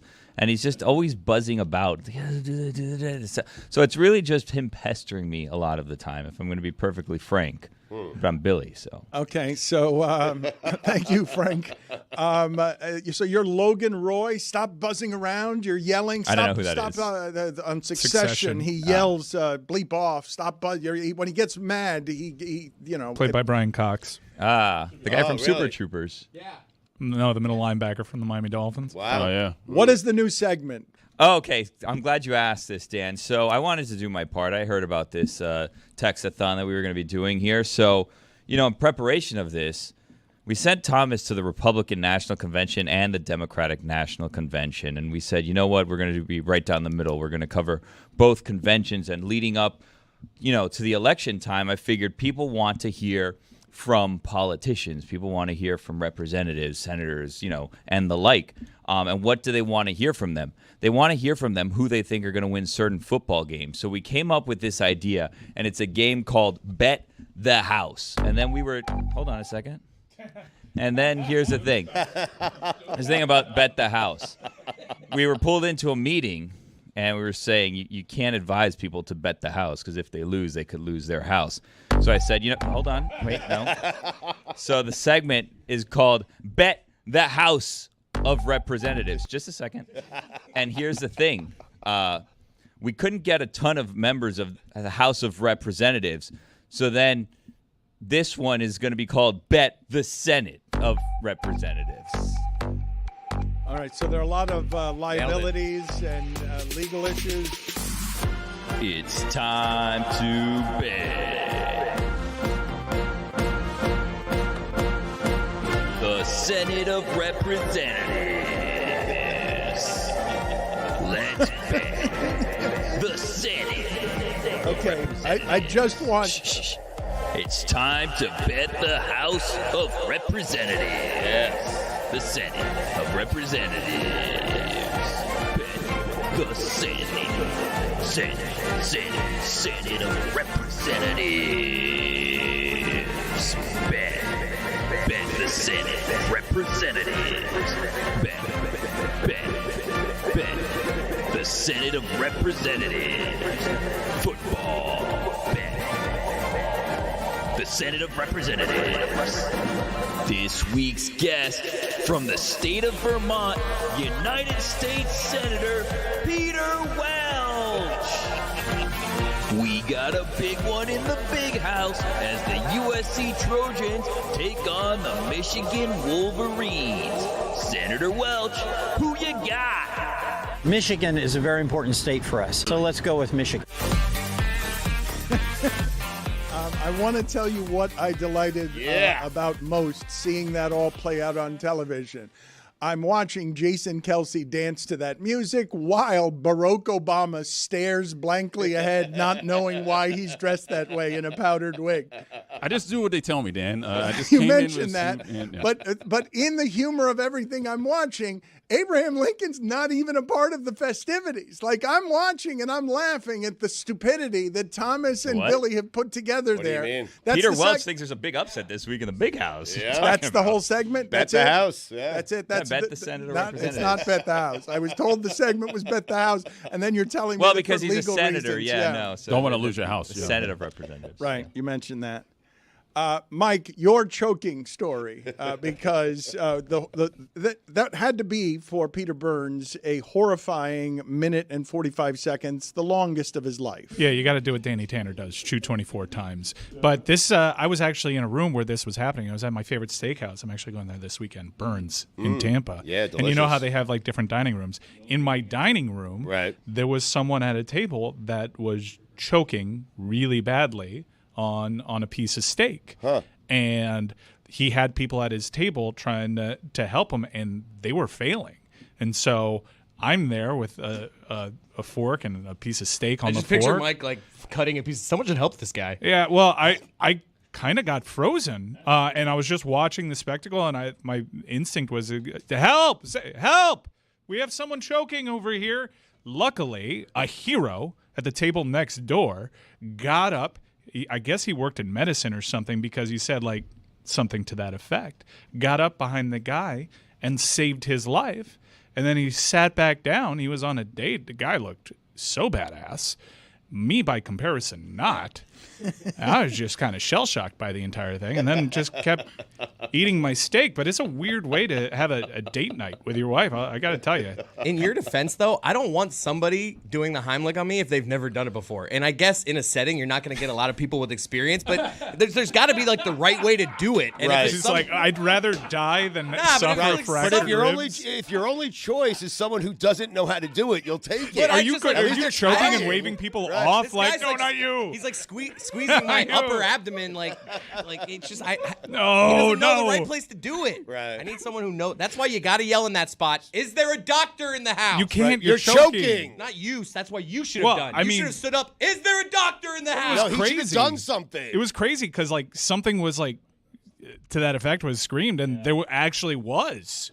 What a There hero. always is. There always is. That Peter Burns story was crazy because he was basically saying he was running back and forth between people that said they knew what they were doing, and one of them was a nurse, and the nurse couldn't get it out, and then just some random fan came up to him and dislodged it. Well, Yeah. the random fan had just been trained in doing that. I guess he was a coach and was part of like the training for Little League to have someone do that, and it's a good time. Much like you're checking your status today, if they have it available at your workplace, take that course because you never know when you can save someone's life or just break their ribs and fail at saving their life. But hey, you gave it a shot. Or just continue to eat your steak. I mean, do nothing.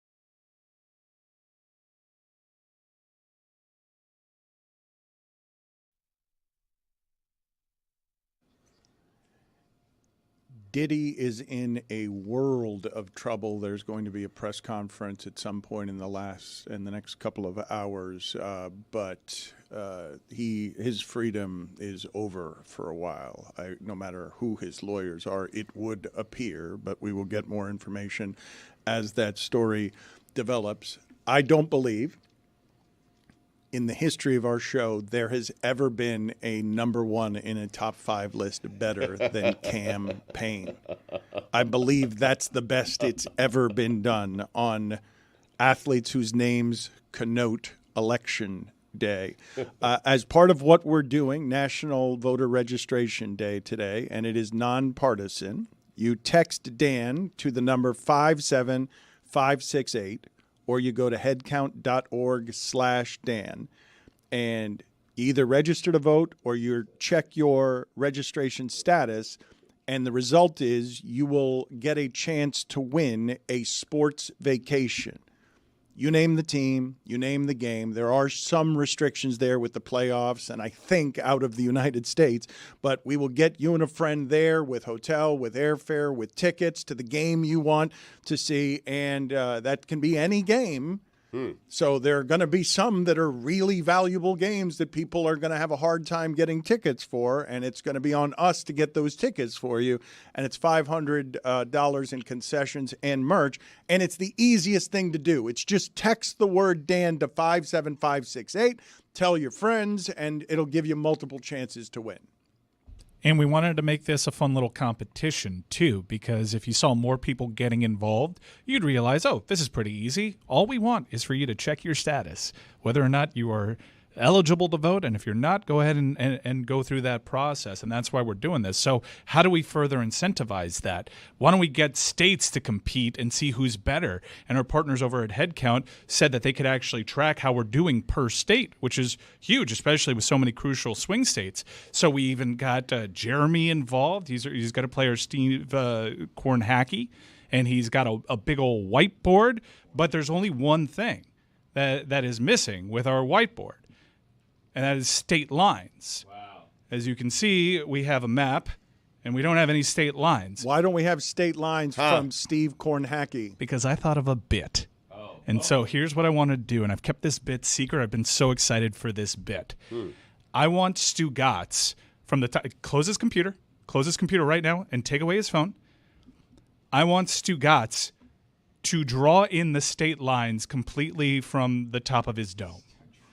Are you kidding? You think he's good at geography? I'd have trouble with that. I'm not any good at geography. I want him to, if he thinks Maine is somewhere, I want him to draw the state lines of that. We need 50 states. 2 of them are already given to you in Alaska and Hawaii. And I realized, this might be really unfair to just Stugotz. What if we contrasted his skills with someone who's known to be smart? And Pablo Torre, if you ever spoken to him for 5 seconds, you know that he went to Harvard because he can't stop talking about it.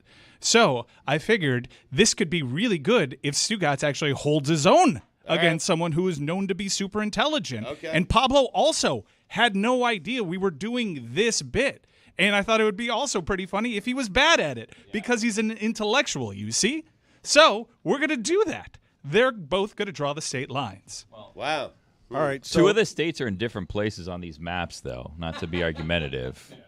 Okay, well, it's going to be a flawed premise, but yes, he was Phi Beta Kappa at Harvard, and he will tell you that at any point. I feel pretty good about my knowledge of geography. I do. Like Trivial Pursuit, Dan, after I go to the orange, I go to blue next because that's geography. That's my second strongest category. All right, well, do we have an upset in order? Is Stugotz going to go out to the other room with Steve Kornhacky and see how I don't think he's going to get much outside of California, Texas, and Florida. Well, don't give him hints. Billy's by naming the states. Yeah, that's enough.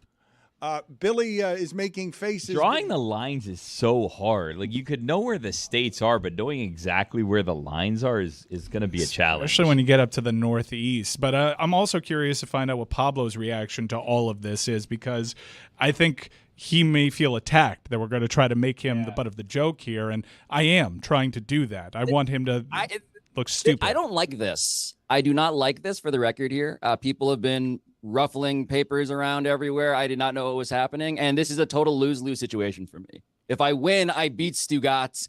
in a competition of intelligence, great. If I lose, I am the dumbest person at Meadowlark Media. That's right. All right. How does this work? How are you going to be the game show host?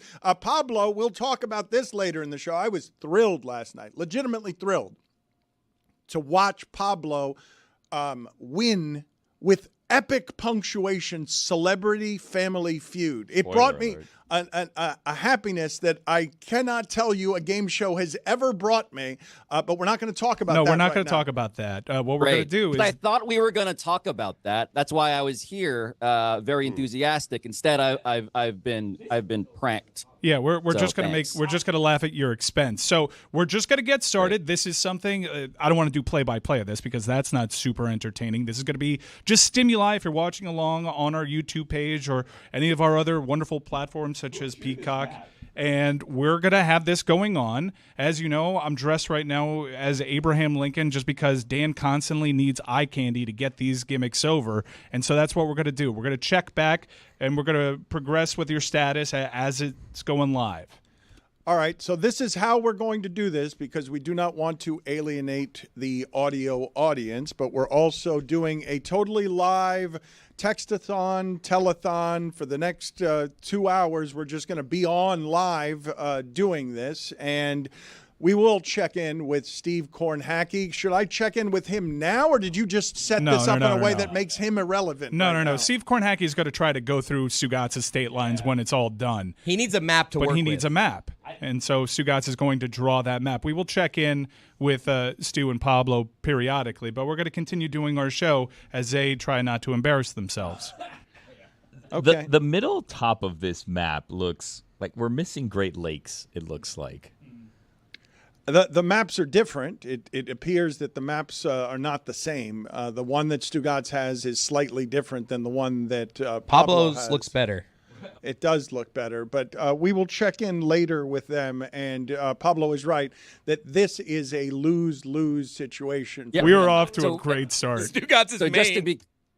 Just to be clear, Stugotz and I are like sad cam girl pop-up windows drawing the electoral map of the United States as you guys do a normal show. Why are you laughing? We're not even at Stugotz, Chris, because he's already put Maine in the upper left-hand corner of the United States. I think he did Maine in the top right, but it's the smallest Maine I've ever seen. Hey guys, he's doing all right, and don't remember he's listening along, so don't give him any hints. You're doing a great job, Stugotz. Yes, keep it up. We will check in with them momentarily, and again, telling you to just text the word Dan to 57568 because when their maps are done, we will be showing you, thanks to the people at Headcount, how we're doing in terms of getting people to sign up to register to vote or to check their registration status. I do want to go back, though. Do you guys, can you get me some clips, please, of Pablo Torre last night? And it is spoiler alert, but it aired last night. So it's not a real spoiler alert. It can't be spoiler alert on a Celebrity Family Feud that already aired.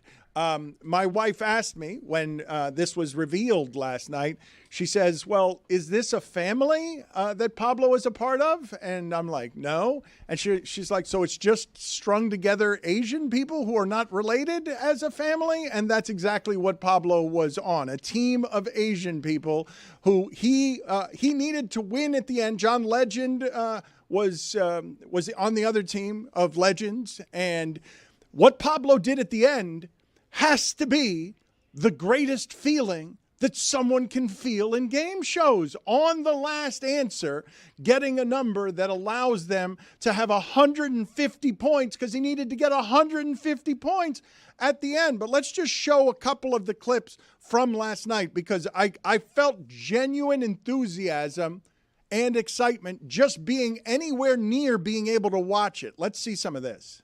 Pablo Torre, award-winning sports writer, podcaster, and ESPN host. Nice to meet you, Pablo. Awkward handshake. Why not Meadowlarkers? Like, why didn't it say that you're a Meadowlark employee? Like, why? You think I control Steve Harvey?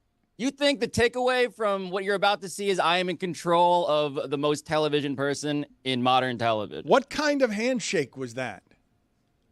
I was trying to express dominance. And so you can see it's a really hard pump. Really hard pump. Nailed it. Yes, I did not get dominance from you except when you were playing at the end of the game because, yes, you shook his arm look at that. so vigorously. Look at that. His arm, you've made Steve Harvey's arm a pool noodle. That's right. 90 degrees, Steve. 90 degrees. Who was the sixth person that was not on this team? Like, who didn't make the cut in terms of famous celebrity Asians? I wanted a token white guy, and I was outvoted. Tim Tebow. I wanted Gronk. I wanted Gronk. I wanted Tim Tebow. Yep. But they wanted a bunch of overachieving Asians, all of whom turned out to confuse America as to why they were not related to each other, when that seemed to be a thing we as a people wanted to avoid as a caricature. But no. Let's see another clip from last night's Celebrity Family Feud. You need 37 points. Name a coin you throw into a fountain to make a wish. You said the penny. Yes. Survey said. Oh my God. Why? 65 points. That's as happy as I've ever seen Pablo. There was a hip thrust. There was sensuality in his loins. What was that dance at the end He there? was so confident. That's the most confident Pablo got I've ever caught seen. up in between because I think he wanted to celebrate with Steve Harvey, and Steve Harvey wasn't turned to him. Pablo, is that what happened? That was a sea walk. That was a sea walk. This is before the Kendrick thing, by the way. We taped that in like April. So just FYI, I was ahead of this. I am actually the person who got sea walking on national television before Kendrick Lamar. It's still I wanted you guys to know. It's still very early on in this competition, but it is clear as Pablo navigates also an interview in the middle of it that Pablo's Harvard education is really helping him out. When you contrast it to Stugotz, can we check in with Stu? Stugotz is struggling. This you know. Listen, when I was at most of these places, I was on shrooms going to dead shows. I don't remember where they were. I got a little Lone Star State here. That seems like the right spot, right? So Stugotz just wrote Sphere, where Yeah. I believe Las Vegas is. Yes. Or Nevada, I guess, is supposed to be. Yeah, that's a fine. Yeah. Speaking of mushrooms and being high, here's Pablo Torre clearly high on Family Feud. You can do what's never been done before. You can make history as the highest second contestant ever in the history of Celebrity Family Feud.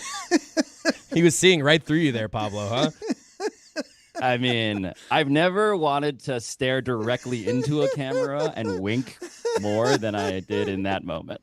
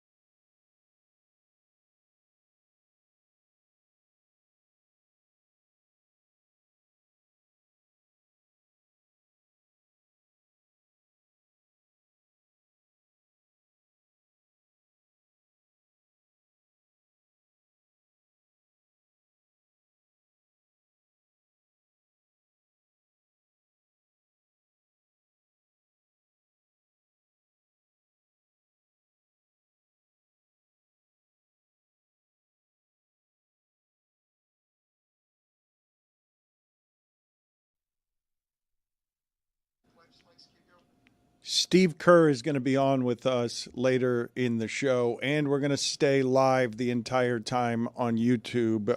It can't be a telethon, right? This isn't a telethon.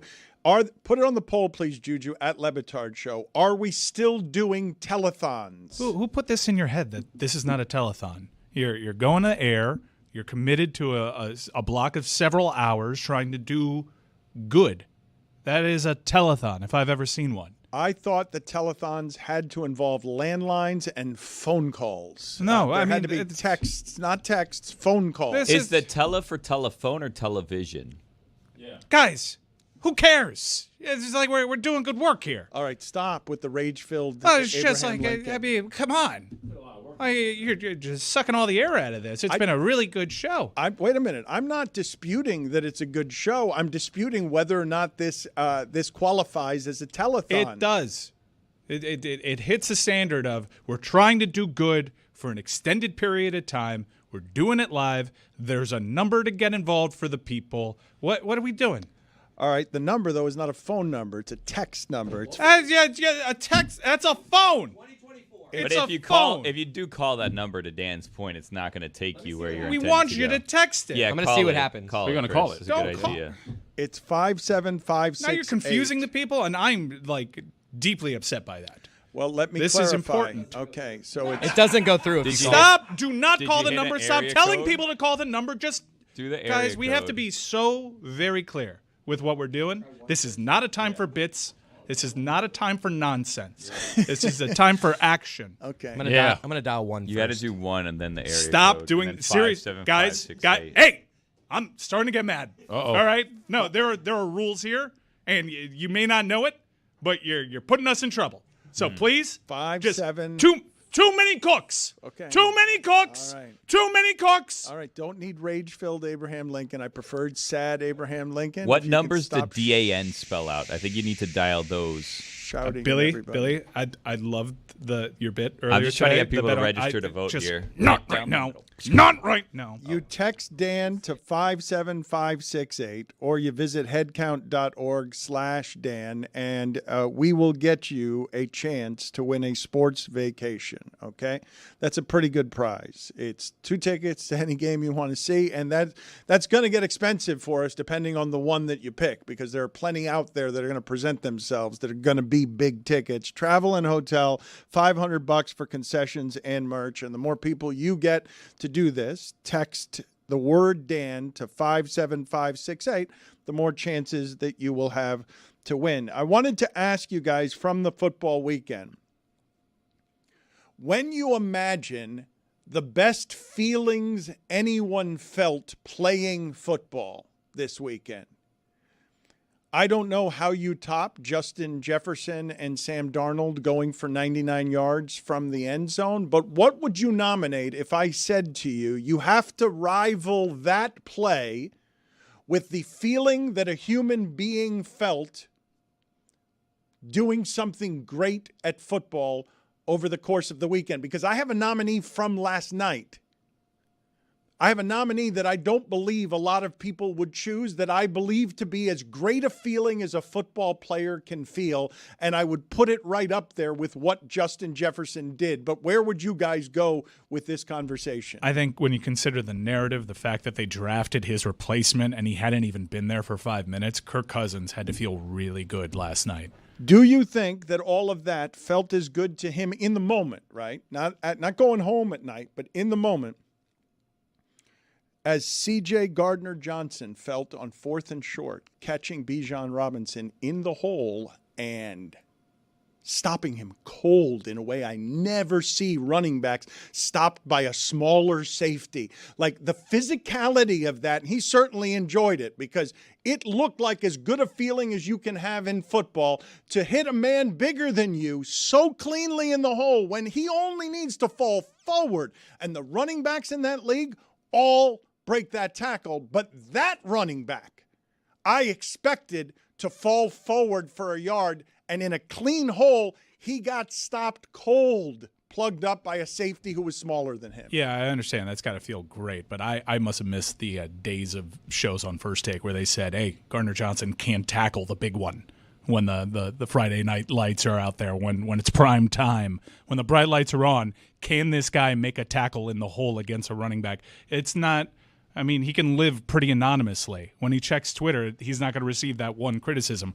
Kirk Cousins, when it's a primetime game, is the butt of all the jokes. It's a narrative that is actually, when you look at it in his most recent results, is kind of unfair to him because he's actually kind of turned that around from a win-loss perspective. But he and Drake London and his offense was a reason why they pulled that game out and left that Eagles crowd totally shell-shocked. It was like, when you consider what the narrative is about these athletes, it was like the most unlikely guy to do that, Kirk Cousins. And he did it, and I'm sure that flight back felt great. If we're saying who feels the best leaving the stadium after this week's games, I'm going Aiden Hutchinson, 4.5 sacks. He lost, though. Not only did he lose, after the first quarter, he only got a sack and a half. Like he had 3 sacks in the first 11 minutes on the game. He was on pace to break Strahan's record in the game. I'd venture to say Baker left that game feeling better about himself and his performance. The fact that he navigated that from Aiden Hutchinson. I don't know if the rest of you watched the way that the Jacksonville game and the Detroit games played out, but those were disasters for the losing team. When you see, in the case, the Bucs are going to get a lot of credit for beating the Lions, but 1-7 in the red zone when the Lions had 400+ yards and 450+ yards and only ended up with 16 points. I know the Bucs are going to get credit for winning that game, but 1-7 in the red zone. I mean, come on, that's dreadful. And it's not what the Lions are expected to do this season. And Jacksonville had a ton of short-circuiting and was playing against a Cleveland team that did plenty wrong, that deserved to lose that football game. Has Trevor Lawrence won a game since, like, Thanksgiving? He's 1-7 in his last 8, I think. Oh. And I'm not even sure if he played in that one. I think they're 1-7 in their last 8, and I'm not sure if he played in the one that they won. All right, it looks like our state maps are being close to fully baked. Let's go to Steve Kornhacki for a play-by-play on Stugotz's map. Thanks, Mike. Things are going really well out here as Stugotz is honestly nailing this map. Some of my favorite spots on this map, we have some Carolinas right over here. Some Carolinas, obviously Sirianni fired where Pennsylvania should be. But if you look at sort of the middle of the United States, we have Big Ten country right up here. The Heartland, a beautifully drawn heart by Stugotz. Big 12 country just sort of leaking down into the Lone Star State. He's good. Canton right here in the middle. And, of course, we have several different islands here in the United States. Several different islands. Of course, the Revis Islands, a collection of islands over here next to Gilligan and Rhode Island. And, of course, down here in the bottom left, Long Island. Stugotz has long celebrated Long Island, and that's where he believes it is on the United States map. But all that said, Dan, we do have some voter info coming in, people who have taken action through our website, headcount.org/Dan. As of 10 a.m., over 1,000 people had taken action on our site. 21% of those coming from our home state here in Florida. And how about this? Of our registers that were 4% or more of a share of the people who have taken action, 5 of our top 7 states are swing states, Dan. You had Florida, Ohio, Pennsylvania, North Carolina, and Michigan with at least 4%. Florida's a swing state. And Florida can be a swing state if you lean into the Le Batard lean, Dan. That's what folks in the polls are not taking into account, the Le Batard lean. It's an opportunity if people continue to take action today, continue to take action. We look at this board, we continue to take action. You may just see the Le Batard lean affect the 2024 election. So everybody be sure to go to text 57568. Text Dan to 57568. Dan, back to you. You were born to play this role as Steve Kornhacki. Pablo does not have a Kornhacki to guide and hold his hand here. Pablo, it looks to me like you're losing. It looks to me like Stugotz's map is exceptional so far. How are you doing up there in New York? I feel pretty good. Whatever this is here, I don't know if that's a me problem or a them problem. I don't really know what's in between. The middle of the country. This is perfect. A Harvard guy not caring about middle America. Look, I drew arrows: Indiana, Iowa, Illinois, Ohio, Minnesota, Wisconsin. I got them. Identified Vancouver, British Columbia as a bonus. Are there bonus points here? Alberta, Canada. Identified that, the province of Alberta. The San Juan Islands was not on the map, but they should be. They're a sort of just like small group of land masses where I went whale watching for my bachelor party, and I grew an orca. Okay. Off that of was Washington State. Unnecessary. Right there. Yeah, unnecessary bonus information. Overcompensating.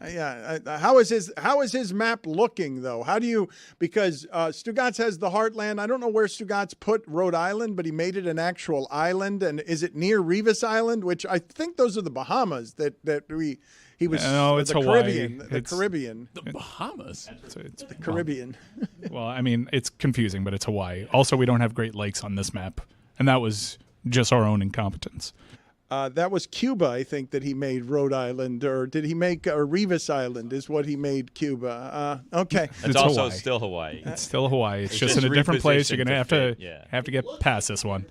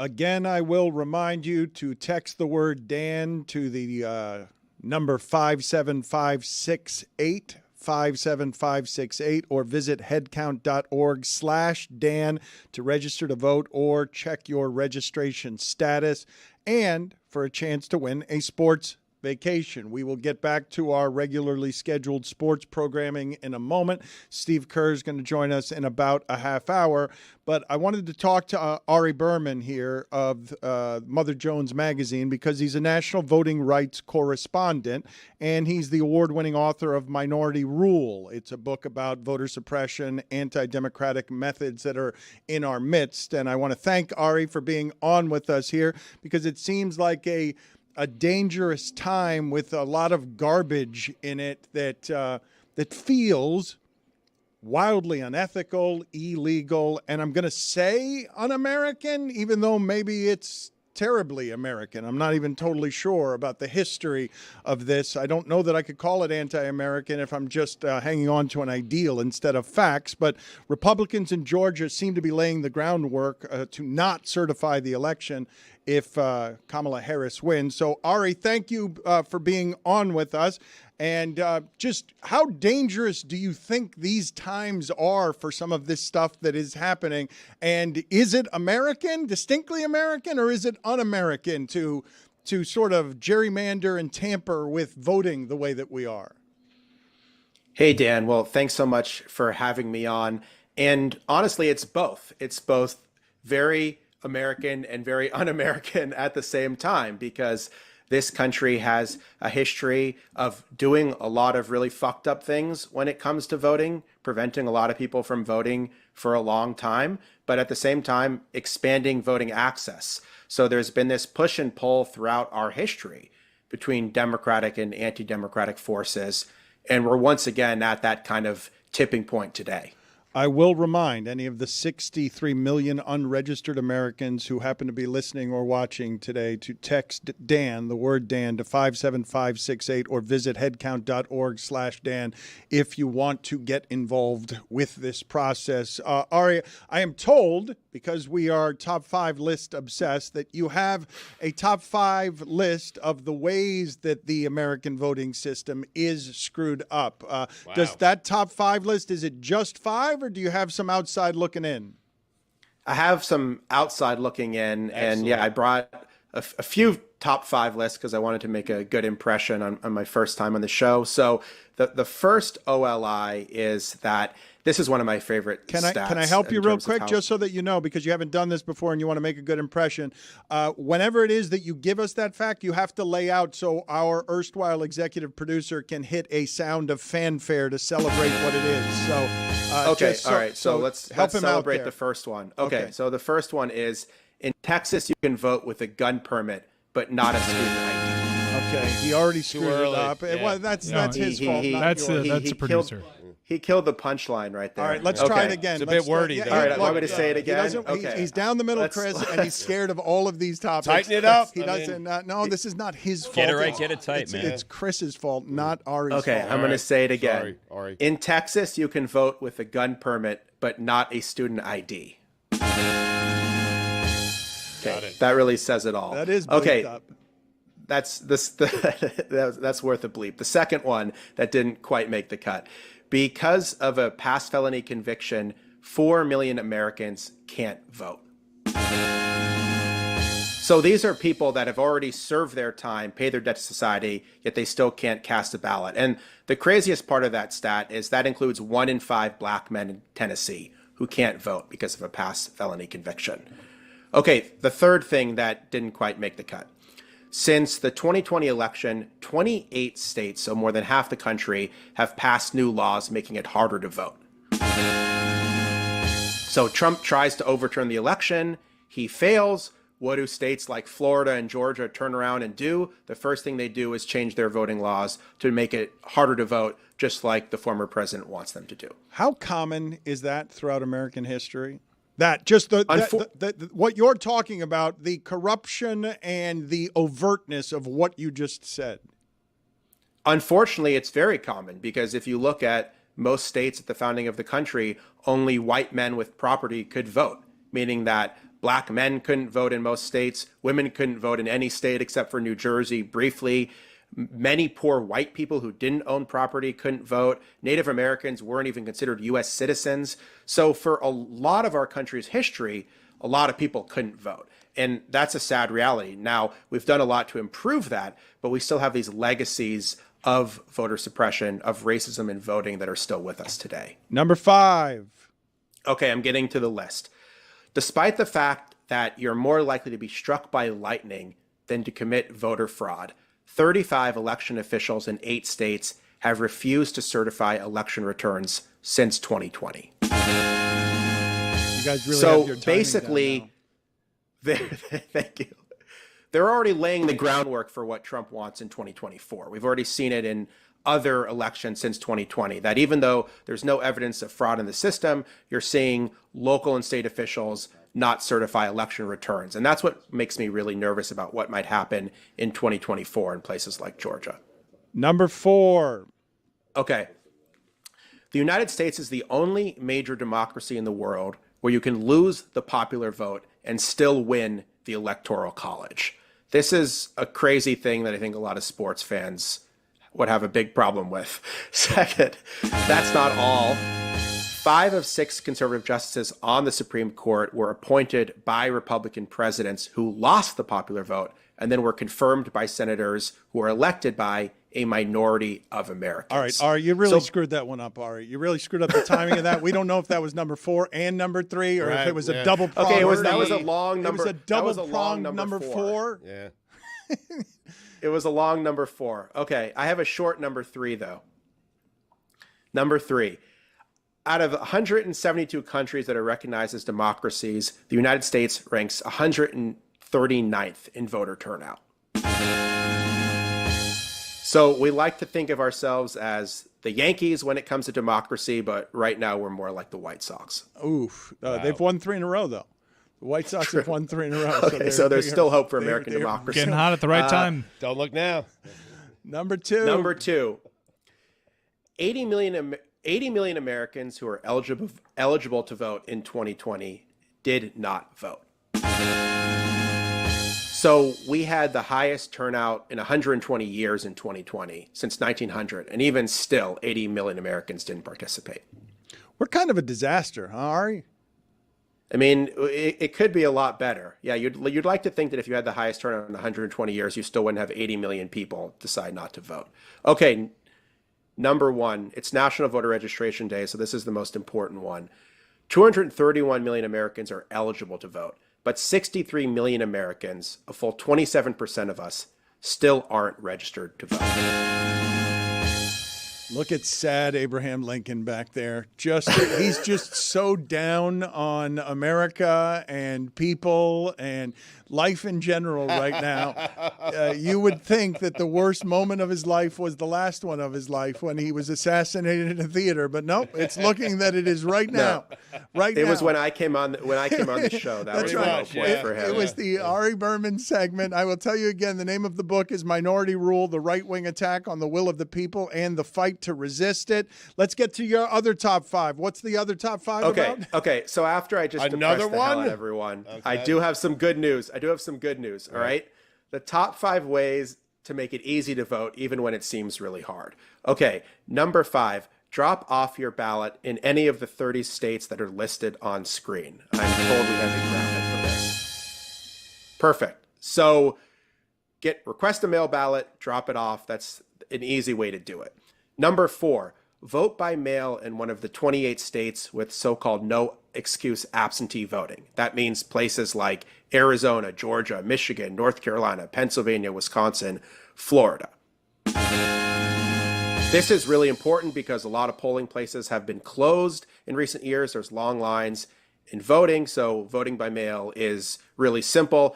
Everyone's trying to make it a Democratic conspiracy. Dan, in Florida, this started out as a Republican idea. It was the Republicans who were pushing vote by mail because their voters were more rural, they were older, vote by mail was more convenient for them. So there's nothing inherently Republican or Democrat about voting by mail.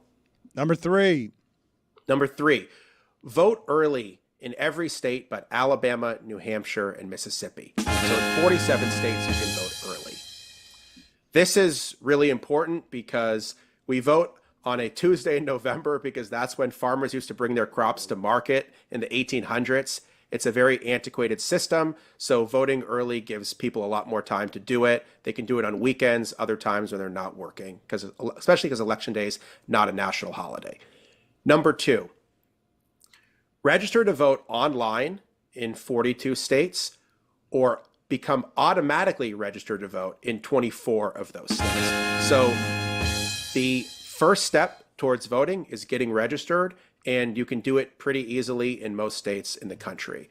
And then the last thing is register and vote on Election Day itself. This is kind of like the one-stop shopping for voting. States that have Election Day registration have the highest turnout in the country because you can register and then vote at the same time. That makes the process work really easy. It's worked for a lot of years very well in places like Minnesota, where Tim Walz is from, and hopefully that's something that every state could eventually adopt. Excellent information. I will tell you that you can find more of his reporting at motherjones.com, and the book is Minority Rule. You need to get better, though, at it's not the last thing, it's number one, Ari. You go 5, 4, 3, 2, 1. It's Top not five, and yeah. the last Right, thing, like I'm petering out. Like I mean, come on, like get it right. If you want to be invited back in order to do this again, I need you to know how the top 5 stuff works, okay? Got it. You got some homework for next time. Thank you. We appreciate the help and the work, the reporting and the writing. Thank you, sir. Thanks so much, guys. Appreciate it. A reminder to everyone listening, again, including the 63 million unregistered Americans, as he said, 63 million unregistered to vote. Text the word Dan to 57568 or visit headcount.org/Dan to win a legitimate sports vacation. It is a game of your choice, and there's going to be a good game you're going to want to go to. Tickets are going to be hard to get. You get a chance to win a sports vacation.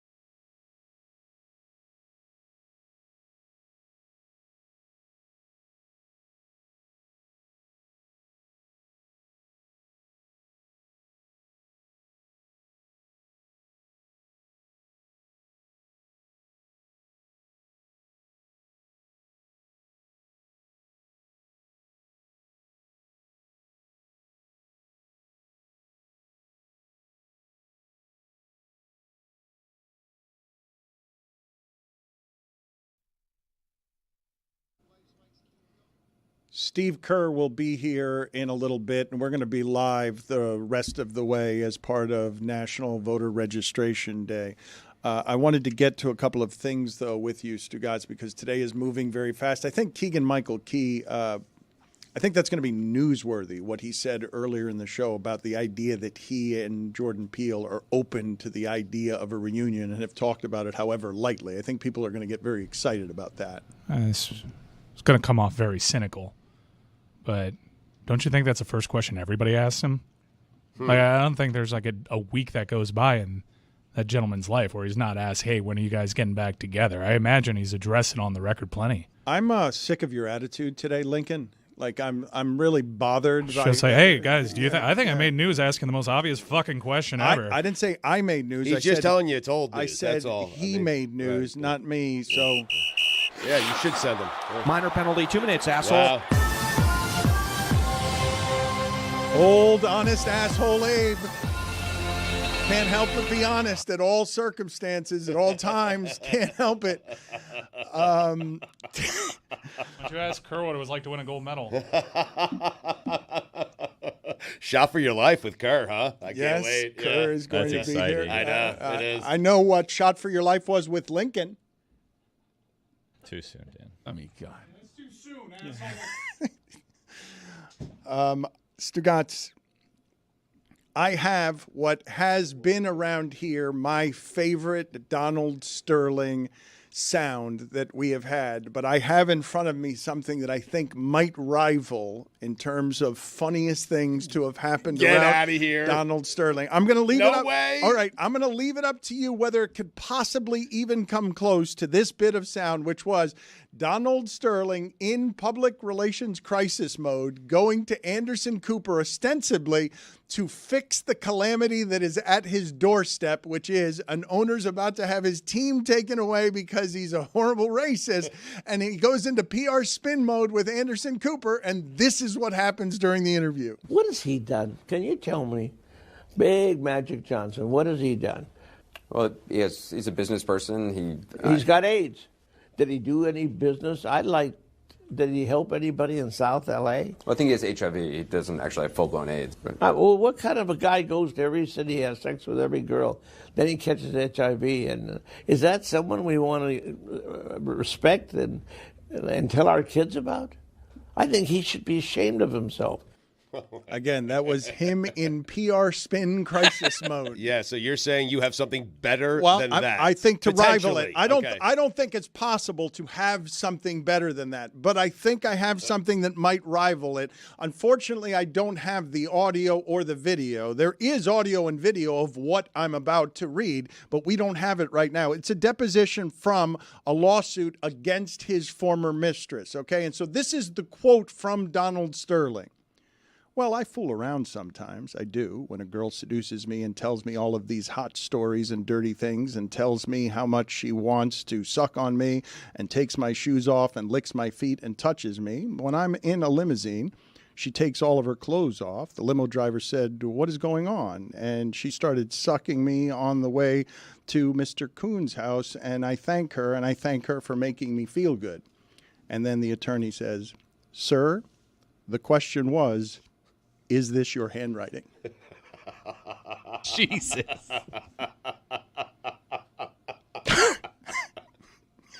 I have to hear Donald Sterling say it. I know. To be honest, No, we don't. Right now, it's just your words, Dan. Yeah, I know. but right now, the first sound that he played with Anderson Cooper still Agreed. stands until I hear Sterling say it. Agreed. Right, Let's see if we can find that deposition I'm sound. fine never hearing any of that again. Okay.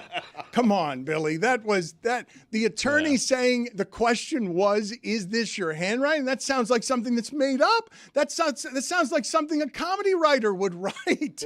That's a former NBA owner. He's got AIDS. Stugotz, speaking of funny, I want you to analyze the following. Okay.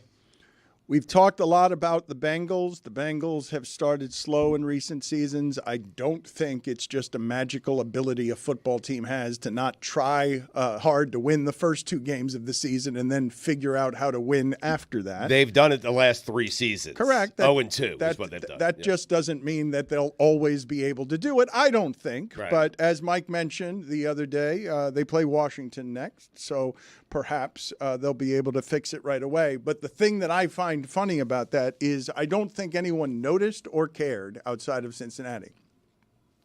But the NFL said the other day that in the Patriots game that the Bengals lost at home, hey, that whole thing on the touchdown from Gesicki that was overturned, we got that wrong.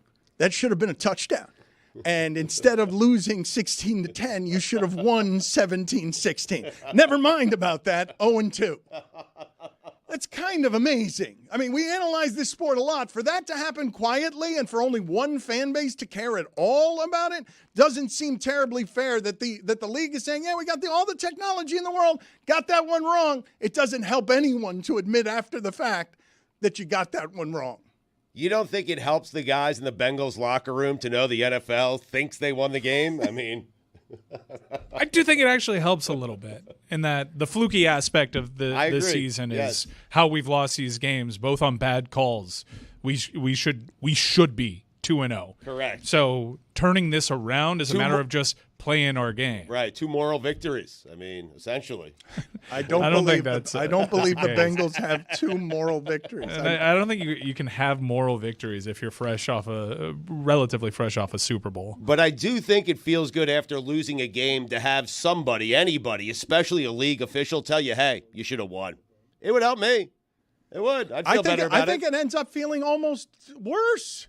That a league official is confirming you should have won, but you're not allowed to win, and forevermore history will record that you were a loser that day, and it won't record that it's because we got it wrong. It will always look like you got it wrong. If an NFL official says to you after the game you should have won the game, you should win the game. How's that sound? Like, if they have the audacity, now I'm coming back to your side of things here, Dan. If you have the audacity, listen, losing is tough enough. What you don't need to hear after you lose is, hey, you should have won. Well, what happened? You just had the opposite. You made a good point. Okay. I mean, yeah, that was then. This is now. Okay. I mean, one thing it just further confirmed for me with that performance at Arrowhead is that the Bengals, for whatever reason, they just bug Kansas City. And that's why if anyone challenges them in that conference, it's got to be Cincinnati because there's something about them. Personnel has changed, but Burrow just finds a way to keep his team in that. Not just that, it's doing it without Chase getting meaningful numbers, and it's throwing a bunch of times to Gesicki.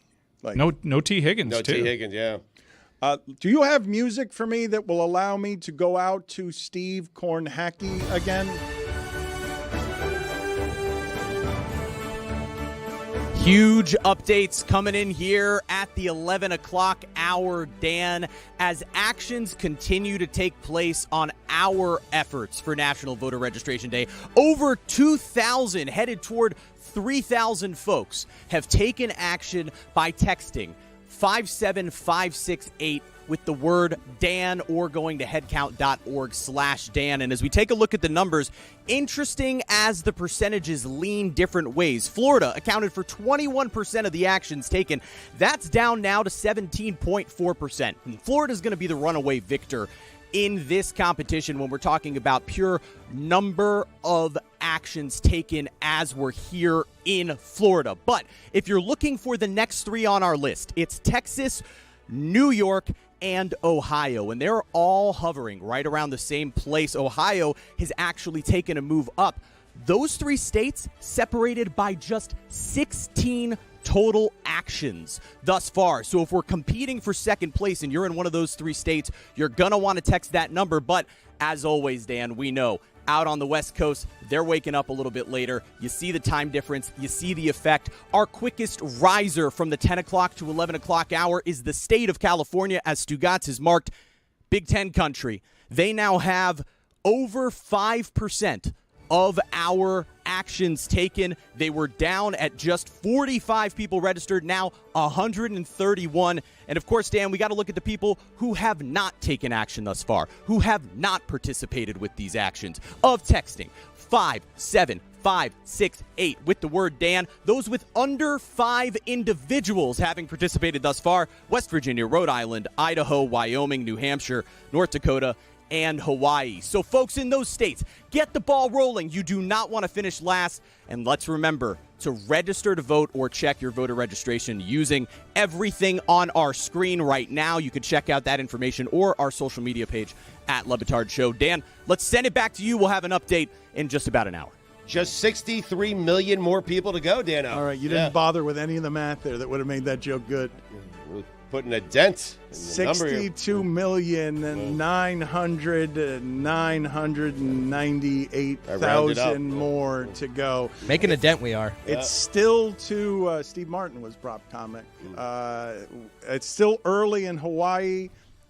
It's still early in California. Wait till they wake up. We'll get that extra 62 million, and we will round from the it Revis out. Islands. Yes. How's it early in Hawaii if it's right under Florida?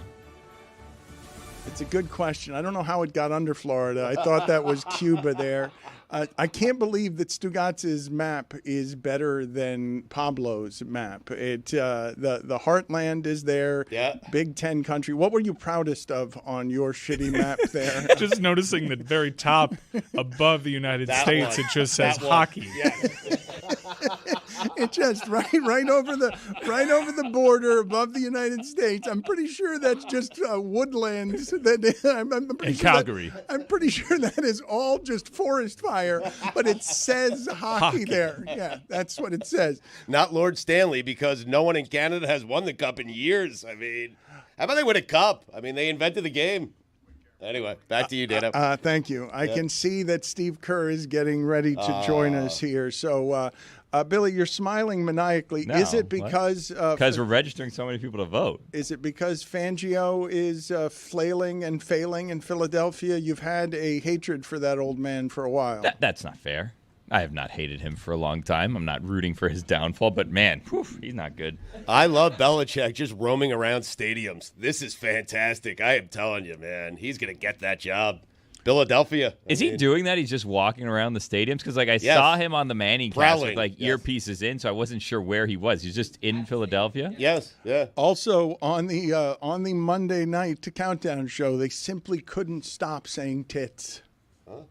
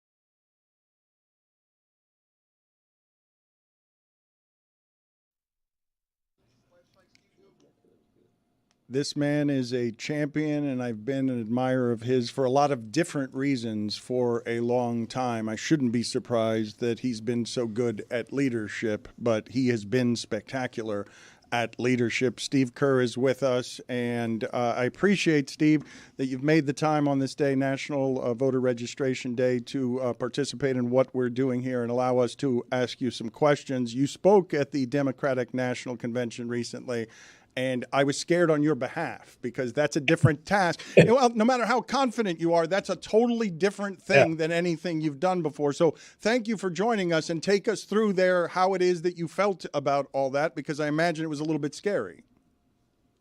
Yeah, and well, first of all, thank you guys for what you're doing today. I think it's really important to get everybody registered, as many people as possible. So appreciate the work you guys are doing.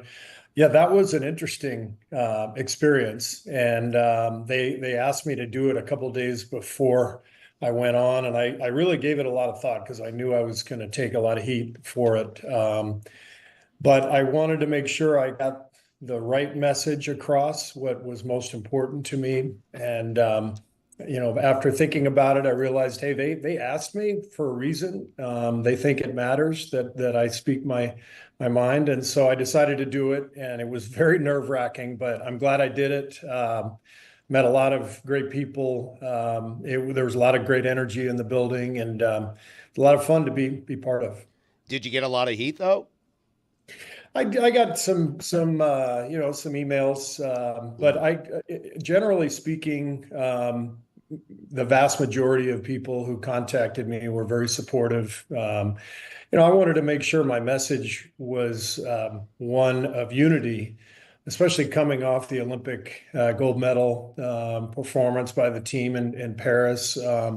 I just think the political rhetoric, really the national rhetoric in a lot of platforms is just so ugly these days and divisive. And so I just wanted to make sure my message was a reminder to people that, when we come together in a lot of different ways, we can accomplish a lot. I think it applies to sports. It applies to our country too. And we need to come together. I'm going to read some of the tweets to you right now. Steve Kerr is a clown. Steve Kerr is a moron. Steve Kerr is a coward. Steve Kerr was born in Lebanon. We should deport this human degenerate right back there. Go to hell, Steve Kerr. It's not that I don't like you. I hate your guts. I hope I read a headline about your premature demise with 5 exclamation points. That's why I got off of social media several years ago. Ignorance is bliss, Dan. When you mention nerve-wracking, how does it compare to other times you've been nervous? Like, where does it rank in the times that Steve Kerr has been most anxious about doing something? Well, I mean, I just felt like a fish out of water because it was, such a different realm for me. I'm used to game nerves, and those actually feel good. Competing in sports is so much fun because you have to lay it on the line and you do everything you can to win, but you kind of know you're going to lose your fair share. There's going to be nights where you don't sleep because you think about a decision you made that backfired, all that kind of stuff. But that's the life that I chose. And I love it. It's the losing is part of it. The stress is part of it. But the political spectrum is different. The setting was different, having teleprompters on either side of me, addressing the crowd, knowing that there were millions of people watching on TV. It was definitely nerve-wracking, but it was, like I said, I'm glad I did it. I'm glad I spoke my mind. I'm glad I got the message across that I wanted to get across. I think I just want to encourage everybody to vote, to get out and vote in November, because that's what our democracy is based on, is people's participation. I want to ask you some basketball questions here. I'm at a genuine loss, okay? When Kevin Durant joins your team, I'm assuming winning is fun. These guys are going to dominate forever. This will never come apart. How will it ever come apart? And then it comes apart, just like it did with the Heat, because evidently it's more grueling than I understand. But why isn't winning enough for that to have been fun forever? I just don't think life works that way. It's everybody is on a path, on a journey, each individual player, and to try to keep teams together is so tricky because there are just a lot of circumstances that occur. And so no matter what sport, you mentioned the Heat, our team with the Warriors, it sounds great. Just keep it all together for forever. But things get in the way. The thing for me is those years were incredible. I loved coaching Kevin. I think that last year that he was here, he was visibly wanting to move on. We could feel it, and that was his choice as a free agent. Everything that he gave to us and brought to us, we will be thankful for that forever. And, it's been really fun to coach him a couple of times since, both in Tokyo as an assistant coach for Pop, and then, in Paris a couple of months ago. So Kevin's an incredible player, and I'm blessed to have been able to coach him. Steve, that's interesting. In what ways, in that final year, in what ways could you feel him wanting to leave? I think, just you can tell when somebody's happy or not. And part of my job as a coach is to try to connect with each individual guy to understand their story, their set of circumstances, what they're trying to accomplish. And it was obvious to everyone that Kevin just needed a new challenge. He was looking to move on. And I give him a lot of credit. He tried everything he could at the end of that season to come back, and came back in the finals and gave his Achilles to our team. So I still feel awful for him in that regard, that he had to go through that injury. But the way he's come back has been amazing. And again, it's just life. This happens in every business and relationships. Sometimes, people just need to move forward, and it's really not as big of a deal as, as it might seem. You say things get in the way. What one thing gets in the way the most? I think every player, every person has a path, has a journey, and they have to really be comfortable with the direction of that journey. I think for me that it was as simple as that group was running its course. It's not that much different from the Bulls back in '98, the last dance. Teams, when you go to the finals year after year after year, it's exhausting, and it takes a toll on everybody. And so it was totally normal to me to see a team kind of run its course and have to take a new shape. That's not an answer to my question about what gets in the way the most of you being able to do your job. Everyone has a journey is not an answer to that question. I went to speak at the DNC because I know how to give political answers. Okay, I just did. I was genuinely curious. He's better than ever. I mean, he's great. That's and he does know how to do that. When you think of what Phil Jackson did for you in terms of teaching leadership, I've heard you talk about some of this stuff, but what did he do to you that you make sure not to do because you didn't like it? Literally nothing. I think Phil is a genius. I think he is one of the greatest coaches in any sport. What I learned from him is how to give everybody their space and their freedom, but at the same time maintain your authority as the leader of the team, and give the team the vision and be unwavering in terms of the team's goal. And Phil was a master at balancing that. We all know the Dennis Rodman story. There was so much upheaval with that team, and Phil just let everybody be themselves, and yet never wavered from the path. And so that's what I learned from him and have tried to adopt here. I don't know if you can see that we have Honest Abe in the back as ombudsman here, so I need an honest answer for this question, or Abraham Lincoln will rain down fiery judgment on you. What is the angriest that you have been at Draymond Green? Well, there's a lot of examples. So oh boy. Yes, I would imagine so. But what's the first one that jumps to mind?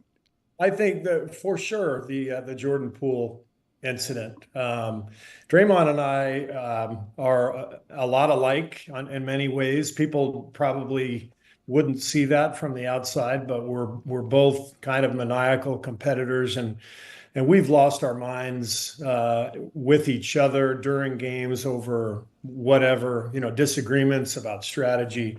But he crossed the line with Jordan, and he knows it. He knew it immediately, and it made that season incredibly difficult for everybody. And that story has been regurgitated many times. But that's that's probably the time I was most angry. And there's your headline.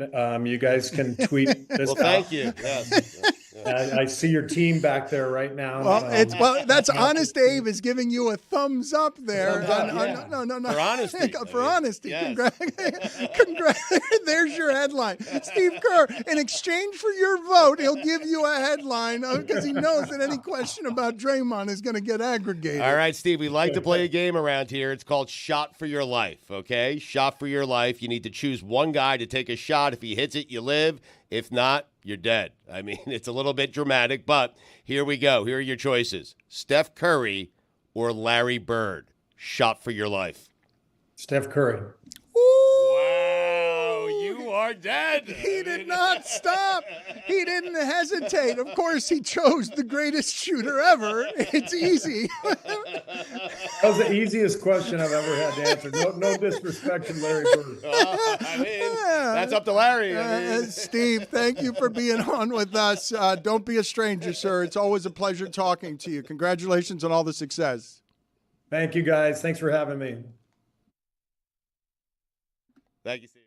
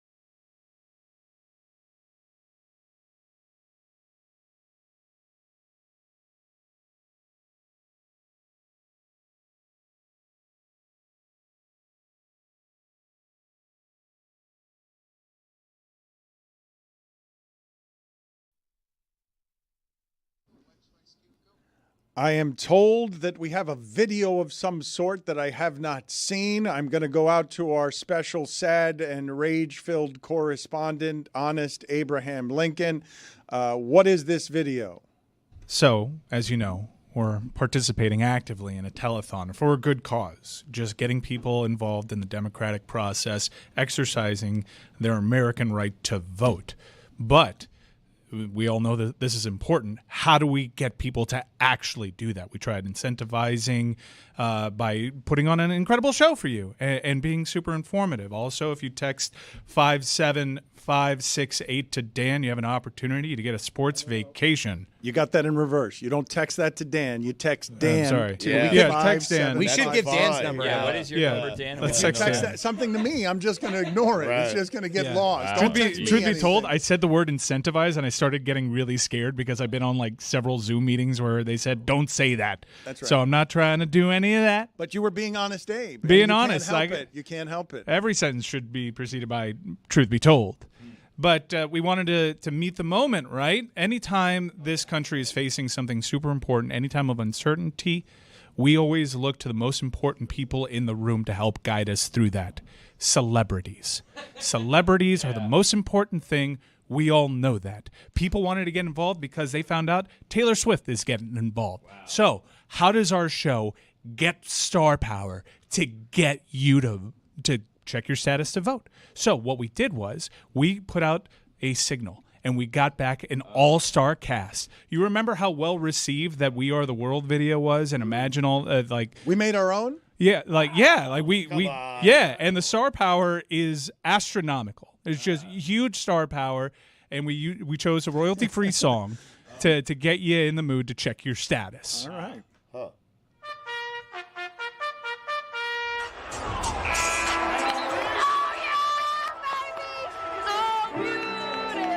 For spacious skies, for amber waves of grain, for purple mountain majesties above the fruited plain. America, America, God shed his grace on thee and crown thy good with brotherhood from sea to shining sea. Bigger than We Are the World. Crushed. God bless America. Special thanks to our all-stars, Montel Jordan, Michael Buffer, Kenny Mayne, and I think that was Stugotz. I could barely recognize it. That will be bigger than We Are the World. I feel like that will spread throughout the country in a way that moves people. Put it on the poll at Le Batard Show. Are celebrities the most important thing? And Billy, I'm curious whether you got sucked into the Emmys at all. The award show is something I have lost interest in almost entirely. Yeah. Same. I saw the Emmys were the other night, but also Sunday Night Football was the other night, and I was expecting to come in and just hear like all the hubbub and hullabaloo that I had missed the night before, and who won all the big awards and stuff. And like I think award shows just aren't for me, and it could be because like the content that I consume is not deemed award worthy by all of these different groups or whatever that decide who wins these awards, but. Who won? Like, was this a good show? What did I miss? I feel like I missed part of pop culture, but I also don't really feel like I missed anything. I feel like I get left behind when I see in the corner Mike and Jeremy can't stop talking about the MTV Music Awards. Like, I just don't care anymore about any of these. I think I stopped like late last week. I stopped Video talking Music about Awards. it. VMAs. Yeah, I watched the Emmys on mute.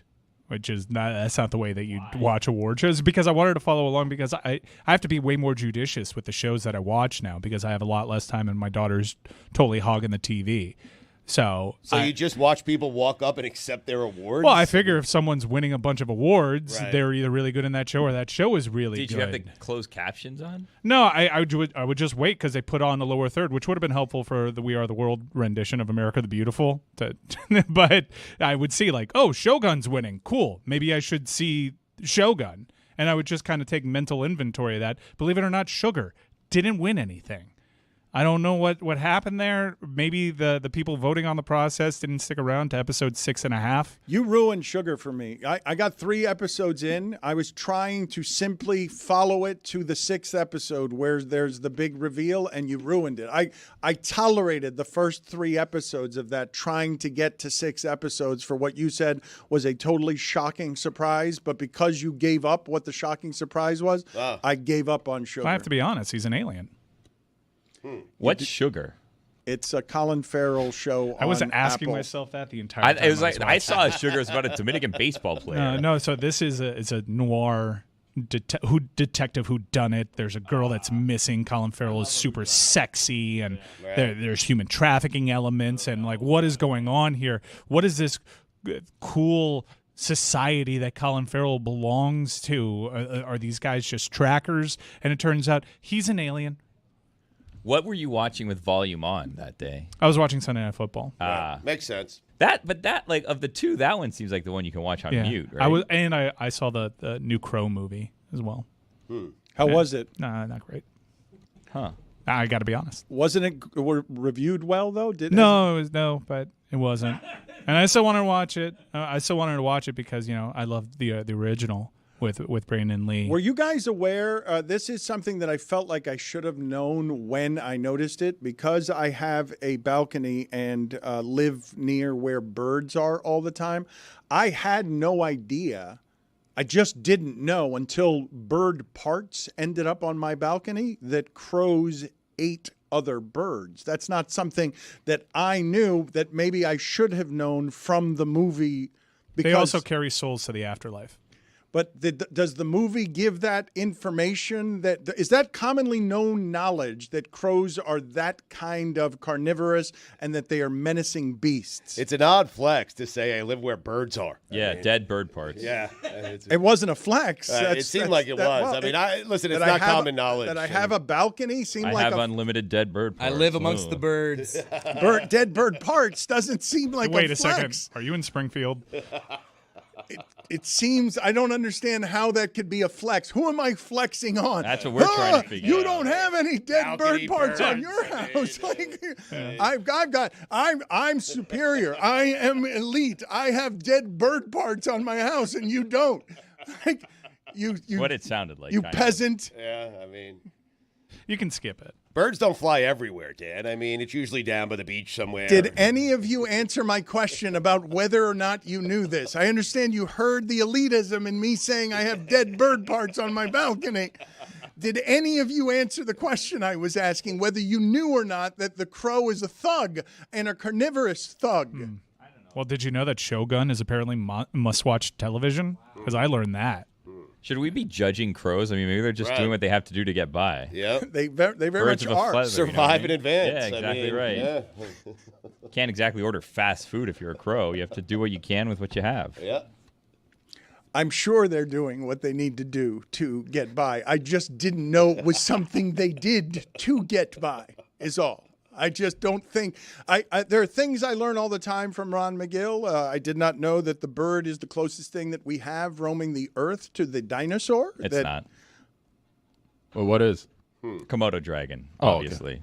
Or lizards of any kind. Come on, it's not a bird. That's silly. He just says these things because he knows. You know, Ron's this animal expert that just says these things because he knows we're not animal experts, that he knows are going to go unchecked to see how silly he can make us look every week. And we just fall for it. Hook, line, and sinker every single time. Birds are not the closest thing to dinosaurs. That's a fact. Look at a Tyrannosaurus Rex. Right. And then look at a pigeon. Please. It's not, Okay? it's not a harebrained scheme from Ron McGill. And also Like, look this under is- the ocean, okay? Because there's still things living down there that were alive in the time of dinosaurs, and that is a fact, Jack. Alligators Look it up. give off dinosaur too. Thank you. Under the ocean? Mm-hmm. Inside of it. This is not a What? theory. What's not a theory? It's not a theory that birds are closely related to dinosaurs and more closely related. Correct. It's to not them even than a scientific lizards. theory. It's so far No, off. it's fact. No, it's not.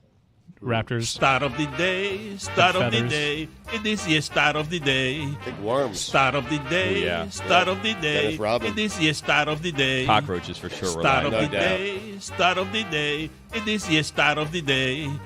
Start of the day, start of the day. It is your start of the day.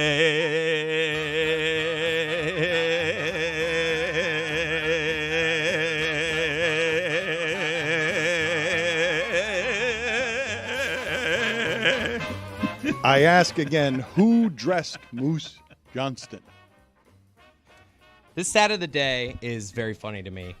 Kevin Fishbane recently tweeted, new Bears punter, Torrey Taylor. By the way, the only bright spot for the Bears in that game. He looks really good, this punter. He got a text from Caleb Williams when he got drafted by the Bears saying, hey, you're not going to punt too much here. It's a boss move by Caleb. They're just saying, hey, you're not going to be used a lot here. Since that text, the Bears have punted on 11 of 16 possessions. That's all he's doing. I have a question for you, Stugotz, that I got to thinking about the other day when the Giants lost. The game of football, okay, I know that it's called football, but the kickers are doing something that is different from what everyone else on the field is doing. And I believe their value is disproportionate. I kind of hate that people who don't actually play the violent parts of football are so responsible for the results. Right. And when the Giants lost to the Commanders, scoring 3 touchdowns, but lost to a team that kicked 7 field goals, at least in part because they couldn't kick the extra points when their kicker got hurt, it got me to thinking that if you're going to make the foot part of football so disproportionately relevant, if the kicker gets hurt, you have to have a second option that's not an absurd one. If you're going to make it that important to kick a football correctly when it seems to me a part of football that is different from all the other parts of football, if a kicker gets hurt, there has to be a situation that doesn't have the punter or the holder doing the important things in a way that decide a game that the Commanders can't win late because they don't have anyone who can kick a field goal. A relief kicker. I like the idea, but Dan, it can only be solved one of 2 ways. You either have to construct your roster where you have a backup kicker on that roster. Right. It's a waste of a roster It spot. It is a waste. Or the NFL needs to add a roster spot. Well, no, but my point is, okay, because this league makes so much money, and I know these things are collectively bargained, it's kind of stupid that the limits make it on roster spots such that any game gets decided that way, where you're allowing a kind of incompetence to come over all of the strategy and all the results, and you're rendering the collisions worthless because some guy who doesn't actually play football gets hurt because he can't kick an extra point. Yeah, but I guess this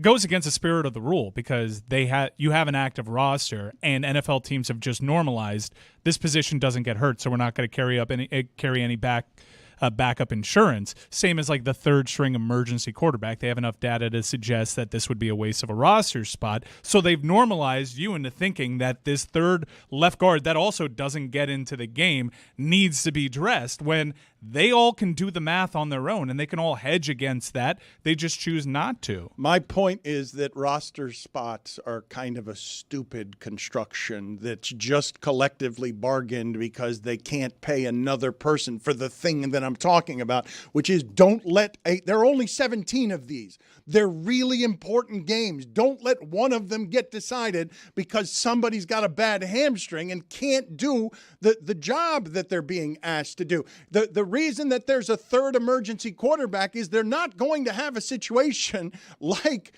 we had in a playoff game where the 49ers, they shouldn't have a situation like we had with the 49ers and the Eagles where Christian McCaffrey has to play quarterback because they've run out of quarterbacks. Like what you're doing, you're using your platform to openly lobby for something, but you're powerless in this situation. But there are real life things that are happening in your everyday life, Dan. I mean, you have bird parts all over your balcony. Yeah, Surely yeah. some sort of form of government can help you out here with this issue. But how can you complain about it if you don't get involved in the process? Are you even sure you can be involved in the process? When's the last time you checked your status, Dan? That's a good question.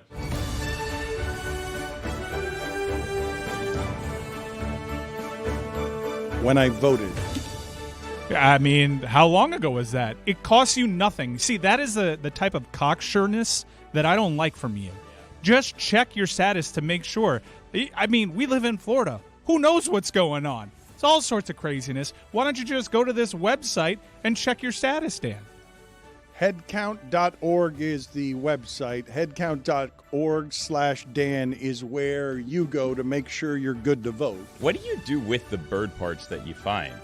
I take them and I wrap them in a Ziploc bag and I throw them down the trash chute. Really? That's Ziploc bag. crime if I've ever heard of one. Yeah, I think that's the best solution. No, you call an archaeologist. Yeah. Trash bag would be probably a better situation. Right? I want it sealed so that no one has to deal with the bird parts. But, I'm just flexing on folks. Yeah. Yes, you are. First world problem. You don't have any bird parts on your balcony.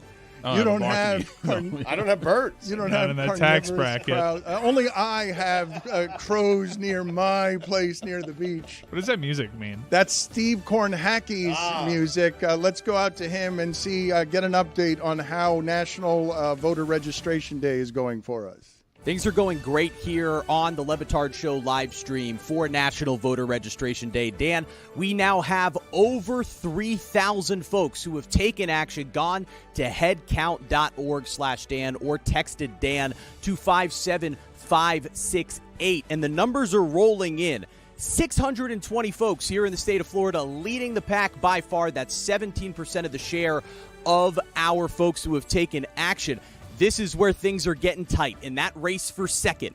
New York has 232 folks who have taken action, but both Texas and California tied at 226. We saw that West Coast surge as folks have awoken this morning. Texas really needs to start getting momentum going before our final update of the day. But as we take a look at some swing states, we now have over 100 people in Georgia, Michigan, Pennsylvania, and North Carolina who have taken action using our live stream today, using our website, using our texting service. How about 179 people in the state of North Carolina, that's 4.9% of our share, have now taken action. Dano, that's a swing state. 179 people could potentially swing things one way or another. We may be looking at going from a Le Batard lean to a Stugotz storm.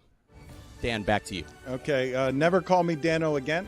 What do you mean? Tony does it. Let me make 60 million to go, Dano. Make that clear. I'm going to rain down dead bird parts on all of It you. was 3,000 Stugotz, not 3 million. Yes, Stugotz, your math is pretty dreadful. Not surprisingly. Can you believe we got Michael Buffer? That was so cool. Is that like a cameo thing? Definitely How not. did that happen? No, we just like, hey, Buff, the stuff. Hey, we're doing something good for the say less. I reached out. You guys will find this funny. I can't reveal some of the people that I reached out to where I'm just like, hey, can you just read a line of the Star Spangled Banner or America the Beautiful? Can you do this? No, I don't want to get political. Oh, boy. It's so not political. It's America the Beautiful. It was amazing. It really was. The number of people scared of even that. Name names. Go. Yeah, not going to really do Can that. we, let's hear it one more time. We worked really hard on this all-star cast. Yes, all right, fine. Of people who said yes. All right, it's going to be bigger than We Are the World, and I'm pretty sure that Michael Buffer was indeed a cameo that we paid for. As Mike Ryan said, we worked for a whole lot, many minutes. Discretionary on this. $300 budget. Many minutes were poured into this, and who did we get?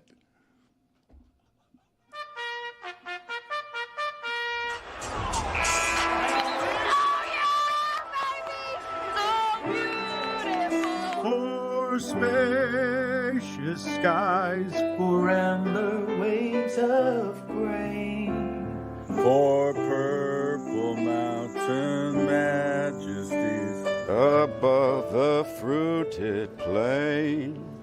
America, America, God shed his grace on thee and crown thy good with brotherhood from sea to shining sea.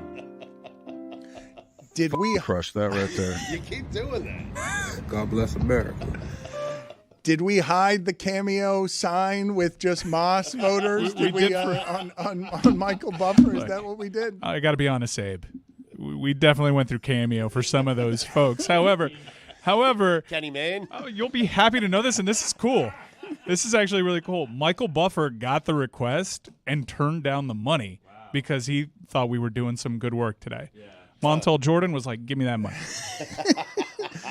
I would like to go back for a second because it's been a busy day and there have been a lot of plates spinning. I really don't think that we enjoyed nearly enough how wonderful a moment this had to feel like for Pablo Torre on Celebrity Family Feud. I've told you guys before, I cannot help it.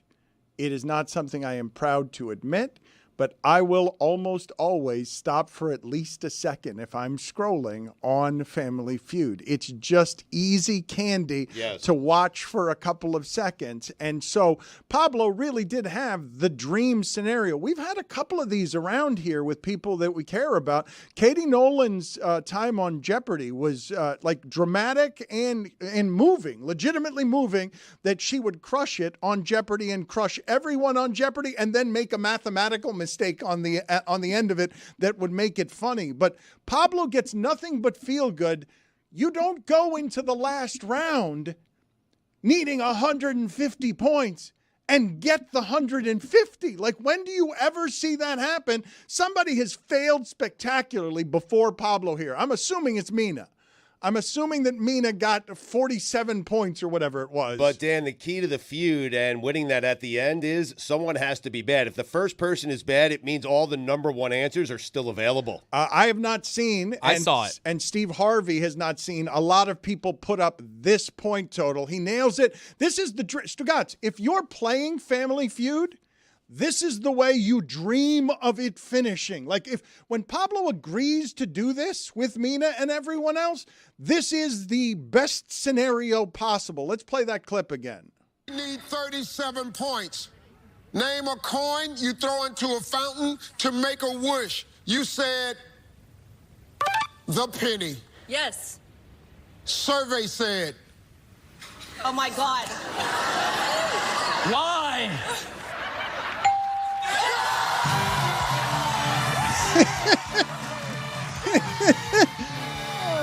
So good.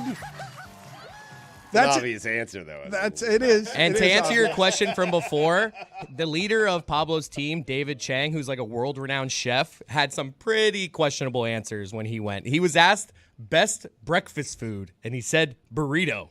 I mean, he's right. No, but like you have to be saying Nobody's what wrong. is like you say eggs, Right. cereal, like bacon. It's like not what you think. It's the 100 people that are surveyed. It's what they think. a Dan. goose egg, Yes. that burrito answer. Yes. What was that second question that one of them got 0 points, the other one got like 3 points, and the answers were 2 and 4? Oh, it was your neighbors. Rate your neighbors on a scale of 1 to 10, and they went both really low. The number one answer was 10. Of course, 10, yeah. You got to go. I would have gone 8 or 9. Yeah, there. you pander. Were you watching this? Yes. You have all the answers, His Chris. wheelhouse, I mean. Did you know what the result was while you were watching No. it? Oh, No. wow. So how did you experience I was it? excited. I was like, wow, David Chang kind of, crapped the bed for Pablo. He has no shot here.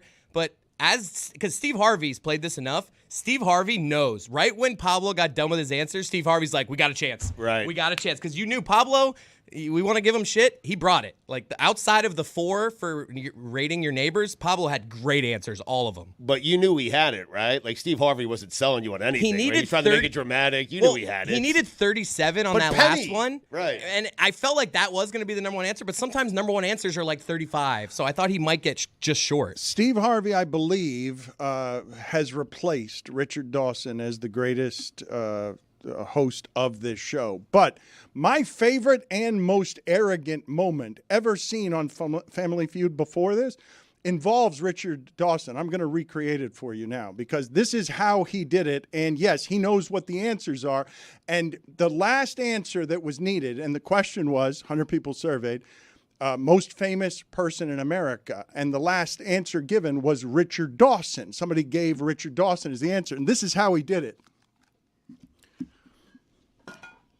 Show me. Bang!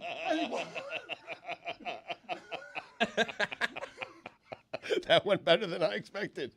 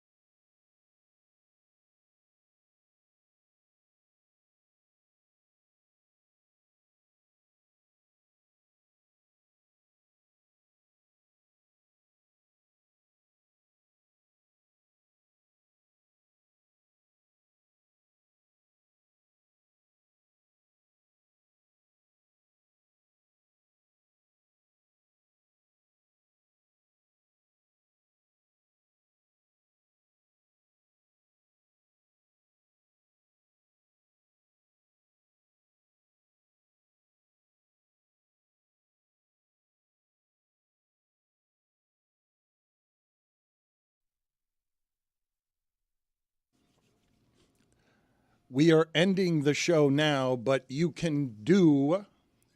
I ate something. Yeah. I had to eat something. I ate some Yeah, he's chicken. hungry. What do you want me to do? I didn't know. I'm sorry. Swallow it.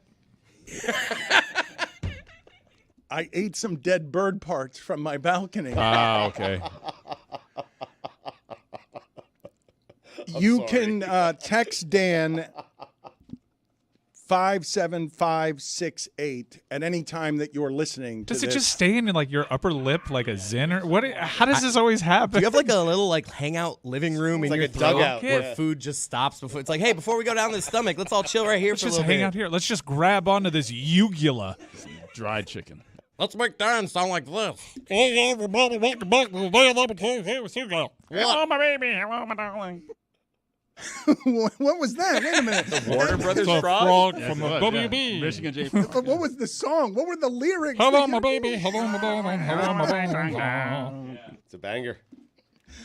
You could text the word Dan to 57568 at any point that you're listening to this within a 24-hour period of when it is that we did this textathon, telethon. That's not a telethon. We don't know if a telethon is about a television or a telephone. 24 hours from now or from when we started this That's morning? a good question. Yeah, right. Billy, thank you for your contributions. It's Or always is it interesting 24 hours when from when you you're decide hearing to it? Just get wanna be clear. involved. We're Yeah. just trying, to make Yeah, sure just everyone trying to votes. help. Yes, just trying to help. Well, I know I mean, both of you are we always. are, Yes, really. I know. I know. Do you have an answer?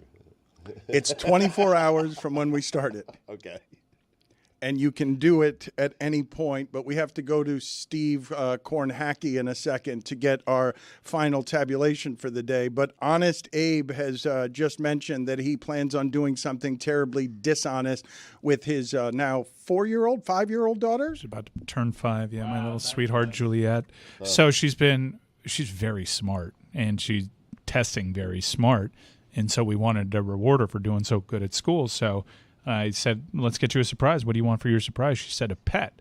Now, I'm not really at a place where I can have another pet. I'm not some highfalutin guy that has all these dead animal parts on my balcony.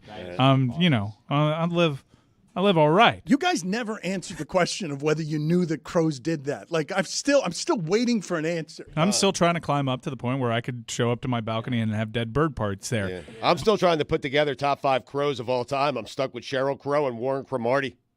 Call me homie. And so I talked her down from dog to fish. I figured this is a good way to teach her about responsibility, and it's fine. It's cheap, low maintenance. And then I remembered, anytime I've tried this, it's been a handful of times I've tried this in my life, fish tend to die. It's hard to keep a fish alive for a very long time. So I tried explaining that to her. But this is the first pet that's, she's the mommy, she feeds it.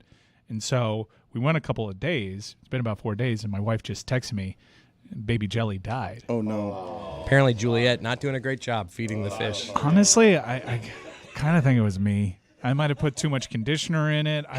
Conditioner? Yeah, water. You have Cleaning to the hair? you have to condition the water a little bit. I don't know. Fish conditioner. I thought I did. No, hair conditioner for the fish. Yeah, Pantene Pro V. Yeah, they got a little toupee. It's very vain. Selsun Blue. If anyone bought a fish with a toupee, it'd be Mike, though. We can I would. agree on that, right? I would. What'd you think about that Ari Tom guy? Capers. What'd you think about that Ari guy? Yeah, very suspicious. I had to go through the internet and see that his hair is aged with time. So he's either very good or he just has longer sideburns, which can also give that effect, especially when you're looking Ari at guy. Great info from him. He was fantastic. But a two-dimensional image kind of seemed a little... Anyways, so I'm trying to decide whether... Because we already got another fish. My wife went to the pet store. She's like, oh, I remember that sweet young lady that's presently at school. She came in with her dad. I remember the fish. Here, just take this fish. So now my wife and I are debating, what do we do? Oh, yeah. Do we tell her Same that fish. this is Yeah. a new fish? No. Or do we... Well, how close does it look? It's identical. I mean, it's identical you've to got Baby to lie. Jelly. Yeah, just lie. Keep gotta lying. lie. No. Yeah. It's time for a life lesson. Juliet, sit down. I think she knows already, man. It's time to learn about life. She knows? She's at no, school. She can tell the difference between this new fish and this old That's fish. Identical, I he can't. says. She's testing smart. She's a 5-year-old. You could just tell her. They do this thing where they change their look, and she'll believe you. It's the same exact fish. It looks identical. Well, what do you do with this fish if you don't switch it out? Then you just have another fish on your hands. Yeah, well, the only struggle here is, do I tell her it's a new fish, or do I keep up a long con and say nothing and have her think that she's been so great with baby jelly and she's been super responsible? Say nothing, Just Mike. turn it around on her. What do you think? Why create a problem? What are you making, a Tony Romo? You're not creating a problem. You're teaching her a life lesson. Hey. About death. Sometimes things die. Yeah. And that's it. When you're a terrible mother, your fish die. Yeah, I don't want to. I think I'm going to lie to her. It's too soon. I would suggest lying. Put it on the poll at Le Batard Show. If lie or die. If your 4-year-old's fish dies, do you replace it with an identical fish and then lie about it? I have a friend who tells a story that felt like an urban myth to me about a rabbit situation like that, where one of the parents came upon that sort of situation. Rabbit died? And they replaced, I'm not going to get the details on the story right because I've got dead bird parts in my mouth and I'm tired from what it is that we've done. But the funny part of the story is the replacing of the rabbit with an identical rabbit in a way that fooled one of the parents who had come home and saw a new rabbit in the cage that looked like the old rabbit and started screaming because they had buried the dead rabbit in the backyard. And so it reanimated? So the one rabbit? parent didn't know. They bought a new rabbit and one parent didn't know that the other parent was buying it.